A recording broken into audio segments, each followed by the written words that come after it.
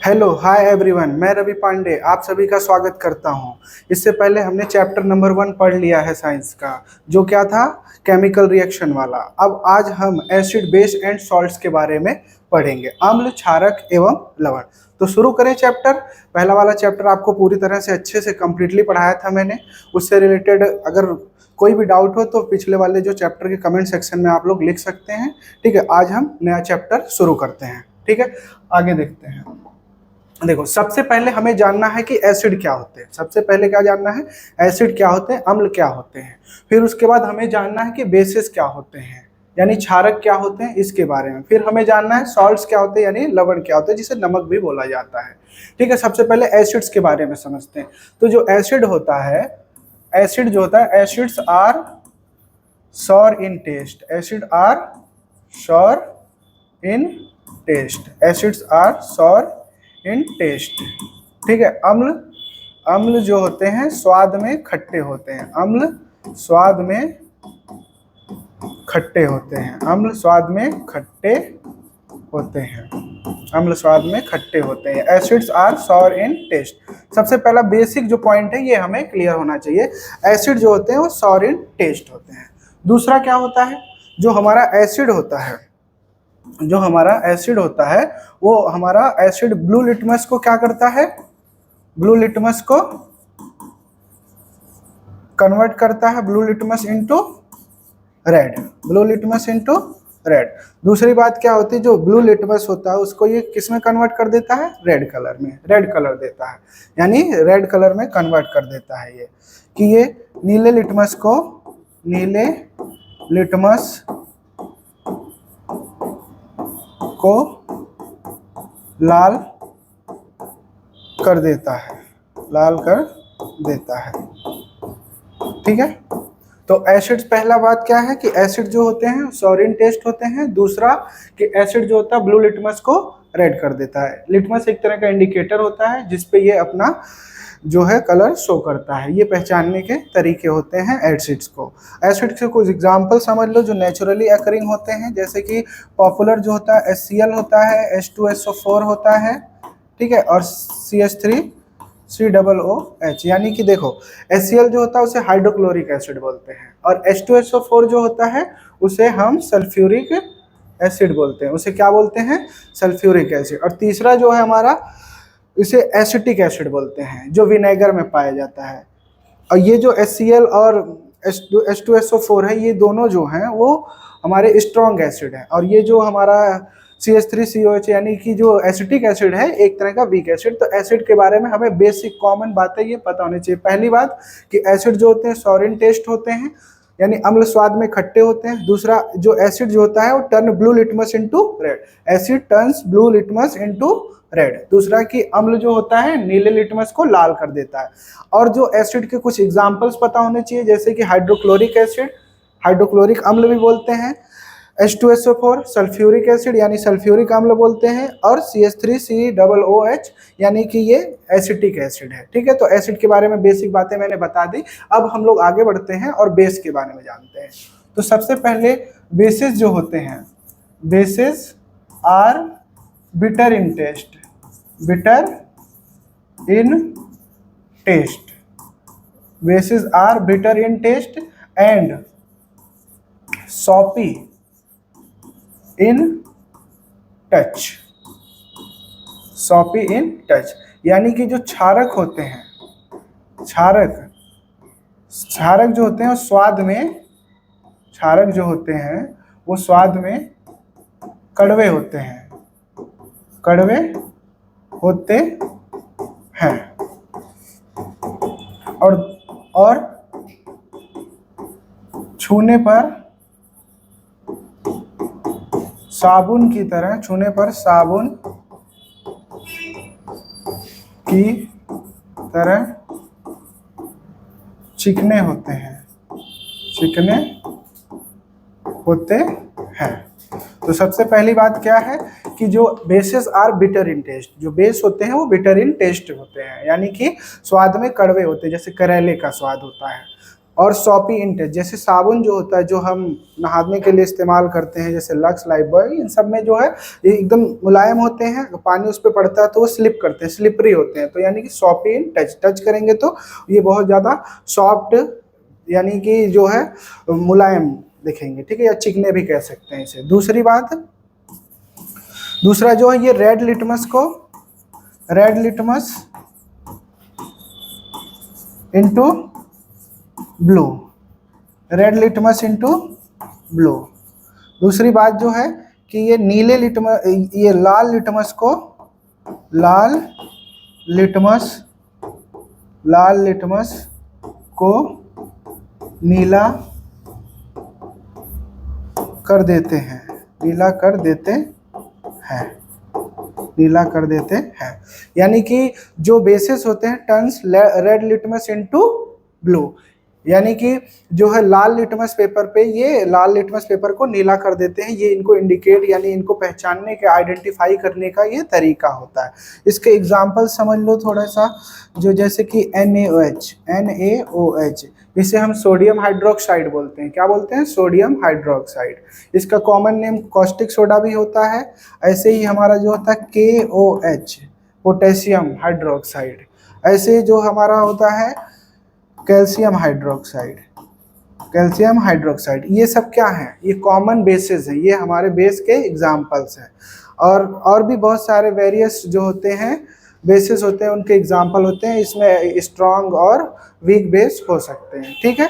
तो acid base के बारे में मैंने बता दिया। अब हम लोग आगे बढ़ते हैं और किसके बारे में समझते हैं, सॉल्ट्स के बारे में। जो सॉल्ट्स होते हैं, salts are salty in taste, salts are salty in taste, यानी कि जो लवण, लवण स्वाद में नमकीन होते हैं, स्वाद में नमकीन होते हैं, लवण स्वाद में नमकीन होते हैं, ठीक है। इनका जो, इन लवण को जो हम नमक भी बोलते हैं कॉमन लैंग्वेज में, सॉल्ट जो होता है सॉल्टी इन टेस्ट होते हैं, यानी कि लवण स्वाद में नमकीन होते हैं। दूसरी बात जो है, इसके एग्जाम्पल जो है, आज जो भी हमारा कॉमन सॉल्ट या ईटेबल सॉल्ट यूज होता है उसका फेमस एग्जाम्पल क्या है, NaCl, NaCl। ये जो NaCl है इसे हम कॉमन सॉल्ट भी कहते हैं, NaCl को क्या कहते हैं, कॉमन सॉल्ट, ठीक है। इसी को हम टेबल सॉल्ट भी कहते हैं, इसी को हम रॉयल सॉल्ट भी कहते हैं, नाम अलग अलग है लेकिन मीनिंग उसका एक ही है, ठीक है। और इसी को जो है हम ईटेबल सॉल्ट भी कहते हैं, ईटेबल सॉल्ट, ठीक है। कॉमन सॉल्ट यानी साधारण नमक, कॉमन सॉल्ट साधारण नमक यानी कि साधारण नहीं है, ये है NaCl ही, लेकिन इसका कॉमन सॉल्ट बोला जाता है। कॉमन सॉल्ट यानी कि साधारण नमक। दूसरा टेबल सॉल्ट, यानी कि ये इसे टेबल पर रखा जाता है तो इसे टेबल सॉल्ट भी बोलते हैं, टेबल सॉल्ट भी बोलते हैं इसे, ठीक है। रॉयल सॉल्ट यानी इसे शाही नमक भी कहा जाता है, शाही नमक भी कहा जाता है इसको। और ये खाने वाला नमक होता है, खाने वाला नमक, नाम बदल के पूछ सकता है, मीनिंग और सेंस उसका एक ही होता है, ठीक है। ये जो मैंने सॉल्ट्स बताए NaCl, इसको तो हम खाने के लिए इस्तेमाल करते हैं, लेकिन जो अदर हैं और भी बहुत सारे सॉल्ट्स होते हैं, जैसे इसके अलावा जो भी, जैसे कि CaCl2, MgCl2, ये सब हम खाने के लिए इस्तेमाल नहीं कर सकते, इसको खाने के लिए इस्तेमाल नहीं कर सकते हैं, ठीक है। तो ये बातें आप लोगों को समझ में आई होंगी, ठीक है। तो एक बार मैं फिर से रिकॉल करा देता हूँ। सबसे पहले हमने एसिड्स क्या होता है ये जाना, एसिड यानी अम्ल बोलते हैं इसे, acids are sour in taste, अम्ल स्वाद में खट्टे होते हैं, सबसे पहला पॉइंट हमने जाना। दूसरा, जो एसिड होता है वो turns blue litmus into red, acid यानी अम्ल जो है नीले लिटमस को क्या कर देता है, लाल कर देता है। और तीसरी बात हमने क्या समझी, इसके एग्जाम्पल, जैसे HCl यानी कि हाइड्रोक्लोरिक एसिड, हाइड्रोक्लोरिक अम्ल। अब जैसे ये पाया कहाँ जाता है, ये हमारे स्टमक में, डाइजेस्टिव सिस्टम में बहुत इंपॉर्टेंट रोल प्ले करता है। HCl किसकी बात मैं कर रहा हूँ, HCl जो है ये हमारे स्टमक के अंदर पाया जाता है। H2SO4 ये नेचुरली जो होता है एक्कर करता है, ठीक है। और तीसरा जो है ये हमारा जो तीसरा CH3COH, ये जो है इसको ये विनेगर, इसका जो सोर्स है वो क्या है, विनेगर है। और इसका हमारे स्टमक में पाया जाता है, जो डाइजेस्टिव सिस्टम में हेल्प करता है। और इसको हम विनेगर, विनेगर यानी सिरका, सिरका में कौन सा अम्ल होता है, एसिटिक अम्ल, इसको एसिटिक अम्ल भी बोलते हैं। तो मैंने जो हमारा एसिड है उसके बारे में अच्छे से समझ लिया, ठीक है। दूसरा हमने फिर क्या देखा कि बेस क्या होता है, बेसेस क्या होते हैं। सबसे पहले उसकी डेफिनेशन देखी, bases are bitter in taste and soapy in taste, क्षारक स्वाद में कड़वे होते हैं और छूने पर साबुन की तरह चिकने प्रतीत होते हैं।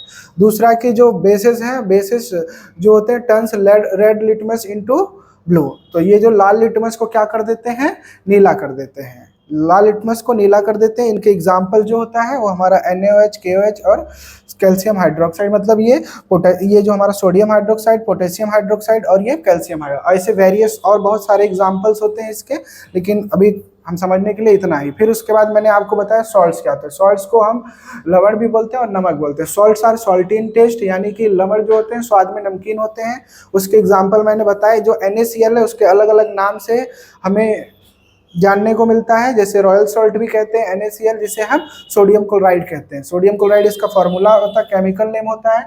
Common salt, table salt, royal salt और इटेबल सॉल्ट भी बोलते हैं। इसके अदर में जैसे कि यहाँ पे मैंने कैल्शियम क्लोराइड लिखा है, मैग्नीशियम क्लोराइड लिखा है, ये जो है इसको हम इटेबल सॉल्ट की तरह इस्तेमाल नहीं कर सकते, इसका अलग पर्पज होता है, ये केमिकल रिएक्शंस में यूज होते हैं। तो बेसिक जानकारी जो थी हमारी एसिड, बेस और सॉल्ट से के रिलेटेड, ये मैंने आप सभी लोगों को बताई। अब हम आगे चैप्टर को कैसे कंटिन्यू करना है उसको देखते हैं, ठीक है। तो on the basis of chemical properties, all compounds can be classified into 3 groups. जो भी हमारे केमिकल प्रॉपर्टी के अकॉर्डिंग हम कंपाउंड को 3 पार्ट में डिवाइड कर देते हैं। जैसे कि सबसे पहला हमारा क्या है, एसिड, जिसके बारे में अभी मैंने जो प्रीवियस स्लाइड में बता ही दिया है कि एसिड यानी अम्ल। और दूसरा हमारा बेसिस यानी कि क्षारक या क्षार भी बोलते हैं। तीसरा हमारा क्या है, सॉल्ट यानी लवण, ठीक है। तो इन सब के बारे में मैंने डिफाइन करके अच्छे से समझाया है। देखो यहाँ पर जो बेस में देखो करेले का एग्जाम्पल लिया है, और यहाँ पे हमारा नींबू वगैरह का एग्जाम्पल ले रखा है, और ये हमारा कॉमन सॉल्ट है। तो इसको हम आसानी से समझ सकते हैं। जो करेला होता है वो बिटर इन टेस्ट होता है, इसलिए बेस को कहा जाता है उसे। दूसरा जो एसिड होता है, जैसे नींबू का रस जो होता है वो खट्टा होता है, यानी कि वो एसिड की प्रॉपर्टी शो करता है। सॉल्ट्स यानी जो कैल्शियम, जो हमारा सोडियम क्लोराइड जो यूज होता है उसे कॉमन सॉल्ट भी कहते हैं। वो जो घर में हम सब्जी वगैरह में इन सब में नमक जो डालते हैं वो हमारा सॉल्ट, ये यहाँ पर दिखाया गया है। आगे बढ़ते हैं। अब थोड़ा हम समझते हैं कि भाई क्या क्या डिफरेंस हो सकता है एसिड बेस में, क्या क्या डिफरेंस हो सकता है प्रॉपर्टी के बेस पे समझते हैं इसको। तो जो एसिड है, पहले देखो टेस्ट में कैसा होगा। पहली बात, जो टेस्ट में सौर होगा, पीछे मैं बता चुका हूँ। टच करने पे जो कोरोसिव या हमारी स्किन को बर्न कर सकता है, इसलिए इसे छूना नहीं चाहिए, या हमारी स्किन पे गिर जाएगा तो वो हमारी स्किन बर्न कर जाएगी, हमें हार्म कर सकता है। लिटमस टेस्ट में ये ब्लू लिटमस को क्या कर देता है, रेड कर देता है। क्या कर देता है, ब्लू लिटमस को रेड कर देता है, यानी कि नीले लिटमस को लाल कर देता है। पीएच वैल्यू समझो, इसका पीएच जो होता है 7 से कम होता है, जैसे 1 से लेकर 5 6 इतना तक हो सकता है, लेकिन 7 नहीं हो सकता है। एग्जाम्पल के तौर पर जैसे मैंने हाइड्रोक्लोरिक एसिड अभी HCl समझाया था, सिट्रिक एसिड यानी जो नींबू में पाया जाता है ये भी होता है, ठीक है। और इसको अदर वे में कैसे समझाते हैं, तो जैसे देखो जो एसिड्स होते हैं वो H+ आयंस देते हैं। क्या देते हैं, H+ आयंस देते हैं सॉल्यूशन में। तो देखो release H+ ion in the solution, ये बातें लिखी हुई हैं, ठीक है। उसको छोड़ उससे अगर आगे एडवांस वे में अगर इसे डिफाइन करना है एसिड को, तो हम कह सकते हैं acids release H+ ions in the solution. जो अम्ल होते हैं वो H+ आयन विलयन से देते हैं, ठीक है। तो ये बातें मैंने एसिड के बारे में बता दी। अब बेस के बारे में समझो। जो बेस में सबसे पहले कि टेस्ट में कैसा होता है, कड़वा होता है। दूसरा सॉपी और स्लिपरी, साबुन जैसा चिकना होता है। स्लिपरी होता है मतलब जो होता है फिसलता है। और ये हमारा टर्न करता है रेड लिटमस को ब्लू में। रेड लिटमस को किस में कर देता है, हमारा ब्लू में कर देता है, ठीक है। तो यानी कि लाल लिटमस को नीला कर देता है। इसका पीएच जो होगा 7 से अधिक होगा, इसका पीएच का क्या होगा 7 से अधिक होगा। इसके एग्जाम्पल में जैसे लिखा हुआ है सोडियम हाइड्रोक्साइड, और ऐसे अदर भी एग्जाम्पल हो सकते हैं। और जो बेसिस होते हैं वो सॉल्यूशन में OH नेगेटिव आयन यानी हाइड्रोक्सिल आयन को रिलीज करते हैं। ठीक है, ये बातें हमने समझ ली, अब हम आगे बढ़ते हैं। ठीक है, अब हम लोगों को सबसे इंपॉर्टेंट पार्ट समझना है कि इंडिकेटर्स क्या होता है, यानी जिसे हम क्या बोलते हैं सूचक। सूचक क्या होता है? देखो, इंडिकेटर ऐसा सबस्टांस होता है जो हमें बताता है कि एसिड है या बेस है, उसको आइडेंटिफाई करने में, उसे चेक करने में हेल्प करता है, उसकी प्रॉपर्टीज को रिफ्लेक्ट करता है, जिससे हम पता लगा सकते हैं कि वो एसिड है कि बेस है। तो इंडिकेटर के जो कुछ टाइप्स होते हैं वो हमें समझने हैं। इंडिकेटर आप लोगों को क्लियर होगा, जैसे देखो गाड़ियों में इंडिकेटर लगा होता है, जैसे कार हो गया, बस में इंडिकेटर लगा होता है। तो जैसे इंडिकेटर अगर लेफ्ट साइड का देगा तो उसे लेफ्ट टर्न लेना पड़ेगा, अगर राइट का देगा तो राइट टर्न लेना होगा। तो वैसे ही हमारा जो साइंस में इंडिकेटर जो होता है वो एसिड बेस के बारे में बताता है, उसको कलर के थ्रू रिप्रेजेंट करता है कि अगर एसिड होगा तो ये कलर शो करेगा, बेस होगा तो ये कलर शो करेगा। अलग अलग तरह के इंडिकेटर्स होते हैं और अलग अलग कलर रिफ्लेक्ट करते हैं। तो ये बातें आप सभी को क्लियर हो गई होंगी। देखो जी, जो इंडिकेटर्स होते हैं, इंडिकेटर्स जो होते हैं वो 3 टाइप्स के होते हैं। सबसे पहला जो होता है वो नेचुरल इंडिकेटर होता है। कौन सा इंडिकेटर होता है? नेचुरल, जिसे प्राकृतिक सूचक बोलते हैं। हिंदी में इंडिकेटर को सूचक बोलते हैं। सूचक यानी जो हमें सूचना देता है, यानी जो हमें एसिड बेस के बारे में जानकारी देता है, उसकी प्रॉपर्टीज को हमारे सामने बताता है, आइडेंटिफाई करने में हेल्प करता है। तो जो प्राकृतिक सूचक है यानी कि जो नेचुरल इंडिकेटर है, नेचुरल इंडिकेटर में जो इसका सोर्स होगा ये हमारा नेचर से ही मिलता है, यानी कि प्लांट हो गया, जैसे लाइकेन प्लांट है तो लाइकेन से हमें क्या मिलता है? लिटमस मिलता है। तो ये हमारा नेचुरल इंडिकेटर हो गया। सिंथेटिक, जो इसका जो सोर्स है, सीधी बात, इसका जो सोर्स है, जो इसका सोर्स है वो हमारा क्या होगा? नेचर होगा। क्या होगा? नेचर होगा, यानी नेचर द्वारा बनाई गई चीजें इसके सोर्स में यूज होंगी। दूसरा जो हमारा सिंथेटिक, दूसरा क्या हमारा? सिंथेटिक यानी कि मानव निर्मित। देखो ये जो होता है, ये जो मैन मेड जो होता है, ये जो हमारा सिंथेटिक इंडिकेटर होता है ये मैन मेड होता है, यानी कहने का मतलब ये हम खुद बनाते हैं। और इसको हम कहाँ बना सकते हैं? इसको हम लैब में तैयार कर सकते हैं, केमिकल फैक्ट्री में तैयार कर सकते हैं। तो इसका सोर्स जो है वो क्या है? मैन मेड है। इसका सोर्स क्या है? इसका जो सोर्स है वो हमारा क्या है? मैन मेड है। मैन मेड यानी कि मानव निर्मित है। ये क्या है? मानव निर्मित है। ठीक है, ये मानव निर्मित है। ठीक है, मैन मेड है इसका सोर्स, यानी कि मानव इसको खुद तैयार करता है, लैब में तैयार कर सकता है या केमिकल फैक्ट्री में। तीसरा जो हमारा इंडिकेटर है ओल फैक्ट्री इंडिकेटर, यानी गंधीय सूचक बोलते हैं इसे। क्या बोलते हैं? गंधीय सूचक, यानी कि ये स्मेल, ये क्या करता है? स्मेल प्रोड्यूस करता है। इसको पहचानने के यही तरीका है कि ये स्मेल देता है। ये क्या देता है? स्मेल देता है। तो इसीलिए हम इसको क्या कहते हैं? All factory indicator. देखो एग्जाम्पल के लिए ये हमारा क्या दिया हुआ है? ओनियन दिया हुआ है, यानी कि प्याज जो है, प्याज जो होता है उसकी, अगर प्याज की सब्जी बनती है, सब्जी में या प्याज पड़ता है तो हमें पता चल जाता है कि उसमें प्याज, क्योंकि इसकी स्मेल पता चलती है। ठीक है, और यहाँ देखो ये प्लांट है, ये लाइकेन प्लांट है, ये समझ लो नेचुरल इंडिकेटर। नेचुरल इंडिकेटर में जो है लाइकेन जो है प्लांट जो है, लाइकेन प्लांट जो है नेचर में लाइकेन प्लांट्स। ठीक है, लाइकेन प्लांट यानी लाइकेन का जो पौधा है उससे हमें लिटमस मिलता है। लाइकेन का पौधा, लाइकेन पादप, इससे क्या मिलता है? हमें लिटमस मिलता है। क्या मिलता है? लिटमस। उसी को हम इस्तेमाल करते हैं। ये एक तरह का नेचुरल इंडिकेटर। और भी होते हैं जैसे कि टर्मरिक हो गए, वो भी नेचुरल इंडिकेटर है। और चाइना रोज हो गया, जिसे गुड़हल का फूल बोलते हैं, वो भी हमारा क्या है? नेचुरल इंडिकेटर है।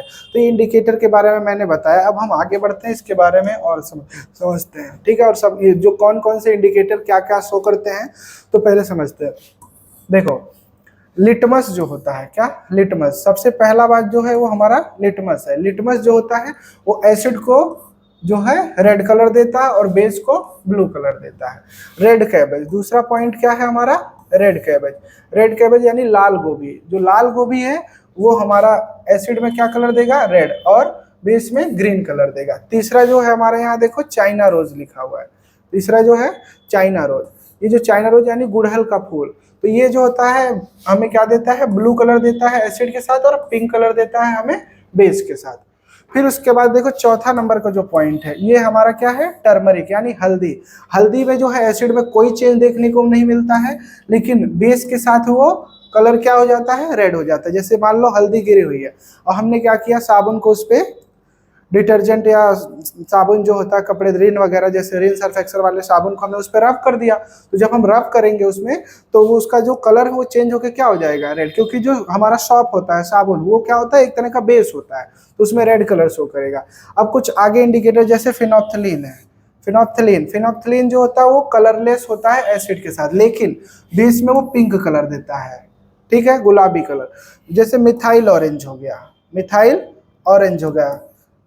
मिथाइल ऑरेंज जो होता है ये हमारा जो है रेड कलर देता है एसिड के साथ, और बेस के साथ हमारा येलो कलर देता है यानी पीला रंग देता है, ठीक है। ये पहचानने के तरीके हैं। अब हम आगे बढ़ते हैं और जो है हमारा ऑल्फैक्टरी इंडिकेटर जो है उसके बारे में देखो। ये जो स्टार्टिंग के थे, ये जो जितने भी थे मैंने बताया, ये सब क्या थे, नेचुरल थे। ये नेचुरल इंडिकेटर थे। कैसे थे, ये नेचुरल इंडिकेटर थे। ये नेचुरल इंडिकेटर थे यानी कि प्राकृतिक सूचक थे। ये कैसे थे, प्राकृतिक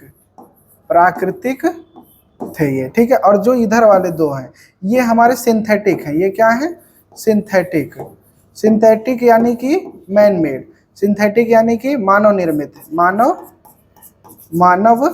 निर्मित यानी कि जिसको हम खुद तैयार करते हैं लेबोरेटरी में, ठीक है। और जो नीचे वाला है ये जो है हमारा, ये हमारा ओल्फैक्टरी इंडिकेटर है। ये क्या है, ओल्फैक्टरी यानी कि स्मेल प्रोड्यूसिंग।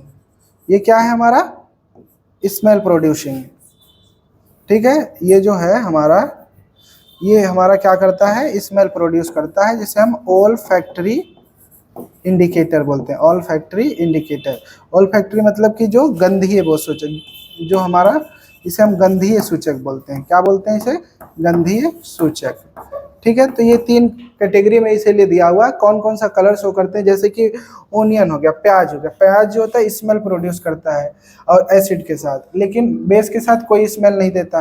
वैसे ही वेनिला एसेंस, ठीक है, वेनिला एसेंस जो होता है वो हमारा स्मेल प्रोड्यूस करता है एसिड के साथ, लेकिन बेस के साथ कोई स्मेल नहीं मिलती है। तो पहचानने के ये तरीके, जैसे क्लोव ऑयल, जैसे लौंग होता है, लौंग का तेल जो होता है वो भी स्मेल प्रोड्यूस करता है एसिड के साथ, लेकिन बेस के साथ उसे कोई स्मेल प्रोड्यूस नहीं करता। तो ये सारा जो है इंडिकेटर कौन कौन सी प्रॉपर्टीज रिफ्लेक्ट करते हैं एसिड बेस के साथ, वो हमने पूरा अच्छे से समझ लिया।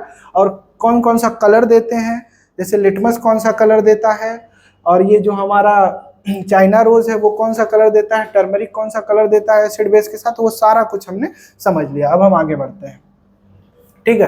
अब हमें समझना है कि जो हमारे एसिड और बेस हैं वो स्ट्रेंथ के बेस पर कैसे होते हैं। मतलब जैसे देखो, ये हमारा क्या है, स्ट्रॉन्ग एसिड है, स्ट्रॉन्ग एसिड यानी प्रबल, और ये हमारा क्या है, वीक एसिड यानी दुर्बलम। देखो एसिड जो होते हैं, एसिड को हम दो कैटेगरी में डिवाइड कर सकते हैं। एसिड को किस में डिवाइड कर सकते हैं, जो हमारा एसिड्स है, एसिड्स उसको हम दो कैटेगरी में, एसिड्स यानी अम्ल जो है, इसको हम दो कैटेगरी में डिवाइड कर सकते हैं। सबसे पहला जो हमारा है प्रबल अम्ल यानी स्ट्रॉन्ग एसिड, और दूसरा हमारा वीक एसिड। देखो जो हमारा स्ट्रॉन्ग एसिड है, इसमें देखो ऑल द मिनरल्स एसिड, जो मिनरल यानी कि जो खनिज रूप में जो हमारे मिनरल्स के फॉर्म में ऑब्टेन होते हैं जो एसिड, वो सारे स्ट्रॉन्ग होते हैं। जैसे कि हाइड्रोक्लोरिक एसिड और सल्फ्यूरिक एसिड, ये क्या है, स्ट्रॉन्ग एसिड है। ये क्या है, स्ट्रॉन्ग एसिड है।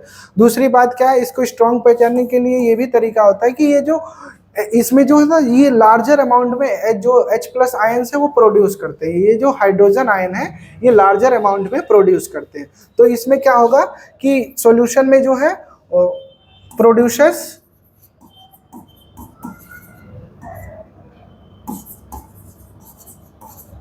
Larger number of H+ ions in solution, ठीक है। यानी कि हमारे कहने का ये सेंस है कि जो विलेन होता है, विलेन में ये ज्यादा मात्रा में, ज्यादा संख्या में H+ आयन क्या करेंगे, प्रोड्यूस करेंगे। तो H+ आयन जितना ज्यादा प्रोड्यूस होगा उतना ही कोई एसिड क्या होगा, स्ट्रॉन्ग माना जाएगा, ठीक है। दूसरा जो है हमारा ये वीक एसिड है, ये जो है हमारा लेसर नंबर में, ये produces laser number of H+ ions in solution, यानी कि विलयन में, ये हमारा जो विलयन में H प्लस आयन जो होता है कम मात्रा में प्रोड्यूस करता है, यानी कि जो सॉल्यूशन में H प्लस आयन है ये कम प्रोड्यूस करेगा। तो ये जो है हमारे क्या, जैसे देखो ये जितने भी हैं स्ट्रॉन्ग एसिड ये सब इनऑर्गेनिक है, ये क्या है मोस्टली क्या होते हैं, ये इनऑर्गेनिक होते हैं, ये क्या होते हैं इनऑर्गेनिक। और ये वाले एसिड जो होते हैं ऑर्गेनिक होते हैं, ये वीक होते हैं, कमजोर होते हैं। जैसे कि हमारा जो है एसिटिक एसिड है, क्या है एसिटिक एसिड, यानी जो विनेगर में पाया जाता है।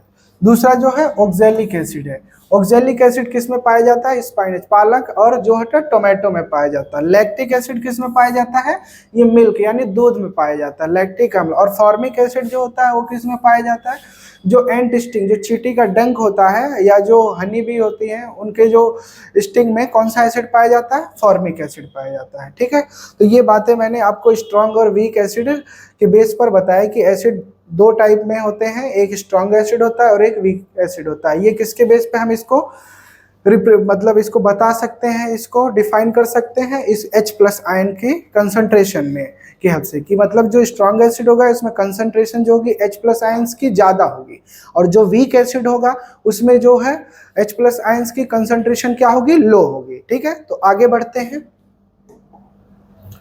दूसरा अब जो है दो तरह के एसिड को और भी वाटर के कंसंट्रेशन के बेस पे जो हमारा एसिड है उसको भी हम बता सकते हैं एक दो तरह से। जैसे कि अगर हम वाटर ऐड करते हैं तो वो कैसा उस पर इम्पैक्ट पड़ेगा, वो उस बेस पे। जैसे कि जो हमारा एसिड है यानी अम्ल, एसिड यानी अम्ल, जो वो है ये हमारा कंसंट्रेटेड एसिड, इसको हम दो पार्ट में डिवाइड करते हैं, एक डाइल्यूट एसिड और एक कंसंट्रेटेड एसिड। जो कंसंट्रेटेड एसिड होता है उसे हम सांद्रित अम्ल बोलते हैं, ये बहुत गाढ़ा होता है, यानी कि इसमें H प्लस आयन ज़्यादा होंगे।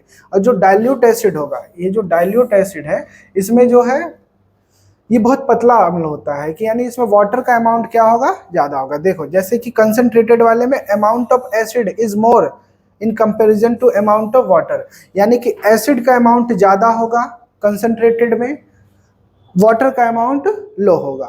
ठीक है, लेकिन जो हमारा डाइल्यूट है उसमें वाटर का अमाउंट ज़्यादा होगा और एसिड का अमाउंट कम होगा। तो वही बात लिखिए, the amount of acid is more in comparison to the amount of water. अम्ल की मात्रा जल की मात्रा की अपेक्षा क्या होगी, अधिक होगी, तो वो हमारा सांद्र अम्ल होगा, यानी कि सांद्रित अम्ल यानी कंसंट्रेटेड एसिड। अगर the amount of water is more than amount of acid, यानी जल की मात्रा अगर अम्ल की मात्रा की अपेक्षा अधिक होगी तो ऐसे अम्ल को, ऐसे एसिड्स को डाइल्यूट एसिड कहेंगे। ठीक है, पतला अम्ल बोलते हैं इसे। ठीक है, आगे बढ़ते हैं।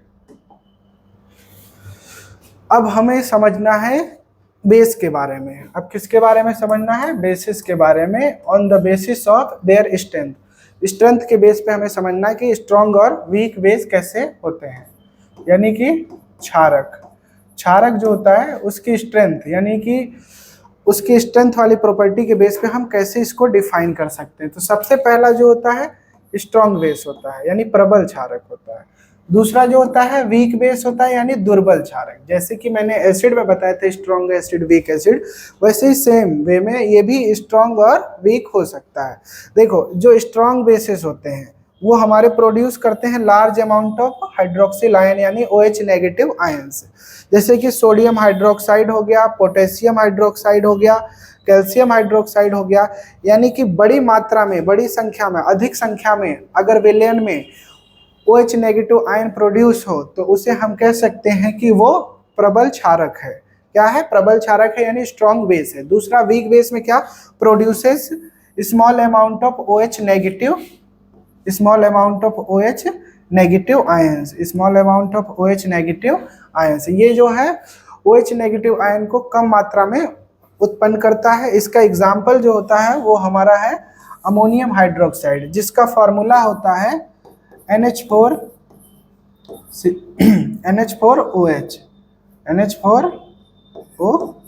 ठीक है, इसे अमोनियम हाइड्रोक्साइड। देखो यहाँ पे OH देख के भी बता सकते हो, अगर OH लगा हुआ है तो ये हम बता सकते हैं कि एक तरह का क्या है, बेस है। बेस क्योंकि हमेशा OH नेगेटिव आयंस देता है सॉल्यूशन में, एसिड हमेशा H प्लस आयन देता है सॉल्यूशन में। बेस अगर ज़्यादा अमाउंट में, लार्ज अमाउंट में OH नेगेटिव आयन प्रोड्यूस करता है सॉल्यूशन में, तो इसे हम स्ट्रॉन्ग बेस बोलते हैं। अगर वो लेस अमाउंट में यानी स्मॉल अमाउंट पर में जो है OH नेगेटिव आयन प्रोड्यूस करता है तो उसे हम वीक बेस बोलते हैं। आगे बढ़ते हैं, ठीक है। अब हम लोग जानेंगे क्या, chemical properties of acids. Chemical properties of acids यानी कि जो अम्ल के जो रासायनिक गुण हैं उसके बारे में हमें समझना है कि एसिड जो होता है, सबसे पहले जो है हमारा एसिड जो है मेटल से कैसे रिएक्ट करता है ये हमें समझना। देखो, जब भी एसिड यानी अम्ल मेटल यानी धातु से अभिक्रिया करेगा तो क्या बनाएगा, सॉल्ट प्लस हाइड्रोजन गैस बनाएगा। क्या बनाएगा, सॉल्ट प्लस हाइड्रोजन गैस। जैसे यहाँ अम्ल जो है वो धातु के साथ अभिक्रिया करके लवण प्लस हाइड्रोजन गैस बनाता है। क्या बनाता है, हाइड्रोजन गैस बनाता है। देखो एग्जाम्पल के तौर पर लिखा हुआ है, ये एक एसिड है HCl हाइड्रोक्लोरिक एसिड, और यहाँ पे सोडियम एक मेटल है। जब ये सोडियम से रिएक्ट किया तो ये हमारा क्या प्रोड्यूस कर रहा है, सॉल्ट प्रोड्यूस कर रहा है, और ये हाइड्रोजन गैस रिलीज कर रहा है। यहाँ पे हाइड्रोजन गैस क्या हो रही है, ये हाइड्रोजन गैस जो है यहाँ पर रिलीज हो रही है, ठीक है। तो ये इसकी प्रॉपर्टी है। सबसे पहली जो केमिकल प्रॉपर्टी है कि जब भी एसिड मेटल्स के साथ रिएक्ट करेगा तो वो salt plus hydrogen gas produce करेगा। मेटल जरूरी नहीं है यही हो, मेटल इसके अलावा भी हो सकता है, जैसे कि मैं समझा दूं आप लोगों को। जैसे कि अगर हम और भी एग्जांपल लेकर देखते हैं, ठीक है। जैसे हमने लिया H2SO4, क्या लिया, H2SO4, ये एक तरह का एसिड है।